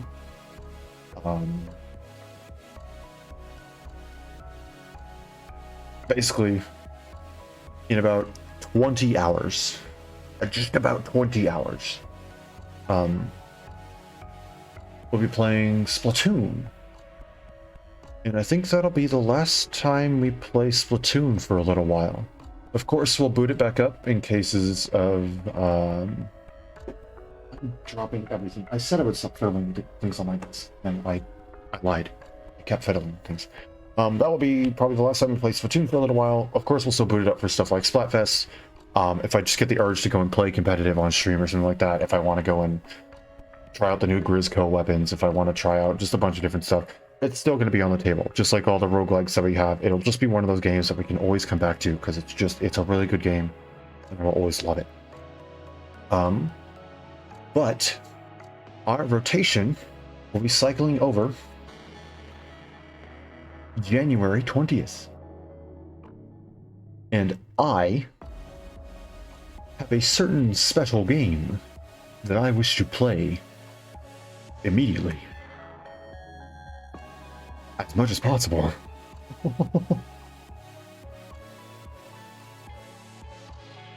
So, I will be swapping out Splatoon for Fire Emblem Engage. I will be playing that game blind on release that day, and it will be continuing in the rotation in place of Splatoon. So next stream will be probably our last Splatoon for a hot second. But don't worry, it won't go away fully. I guess that's just a fair bit of warning. After that, of course, the rotation continues as per usual. After Splatoon, we'll have Terraria. And then Library of Ruina. And that brings us up to January 20th. The lovely day where we get to go and play a new Fire Emblem, which I have been very, very excited about. Very, very hyped. It's already sitting there. It's taunting me on my Switch home screen. Very, very excited for it. I won't get too hyped just yet. I know we still got a way to go. But yes, that's the plan. Tomorrow or today, whatever time the next stream will be, approximately 20 hours from now. You could do the math. It will be Splatoon. I haven't quite checked the schedule yet, but I'm pretty sure it'll just be as per usual, roughly half and half, depending on how I'm feeling. One side of Salmon Run or competitive, maybe a little bit more on the other. We'll do a little intermission in between where everyone can stand up, take a stretch, stuff like that. And we'll play some table turf. Yeah, I think that's about everything I had to say. Now time for the standard outro, I guess. For everyone who's made it this far, whether you've been actively chatting, lurking, or watching this as a VOD, it all means a lot to me, and I greatly appreciate you making it all the way out here. And I appreciate you coming out in general. Even if you didn't make it out this far, I am sending my psychic waves to go and tell you thank you for stopping by, even if it was for a short period of time. If you enjoyed what you saw today, though, feel free to leave a follow. It's a nice and easy way to say, hey, I like what you're doing, keep up the good work. It is also a nice and easy way to get notifications for streams, so if you want to catch more of what I do, you want to catch streams at the start, you don't want to worry about missing anything for the story-based games, or heck, even some of the less story-based games like Splatoon. Follows on Twitch and Twitter will get you those notifications right at the start of stream, so you won't have to worry about it. And if you're interested in checking out some of my past content, feel free to check out my YouTube channel. It's where I have all of my Twitch VODs uploaded. You can see any stream that I've done over the last year and a half. You can check out anything there. And of course, there's the occasional YouTube short for various different highlights of different streams. And something new this year that I have pledged to do is make at least one video that is not just an uploaded stream VOD per month. At least one per month. So if you want to help hold me to that, feel free to go and check that out. Regardless of how you choose to show your support, though, it all means a lot to me, and I greatly appreciate it. And I hope you all have a wonderful day, night, morning, afternoon, evening, whatever time it happens to be wherever you are. And I hope to see you all again later. Thanks for coming and hanging out.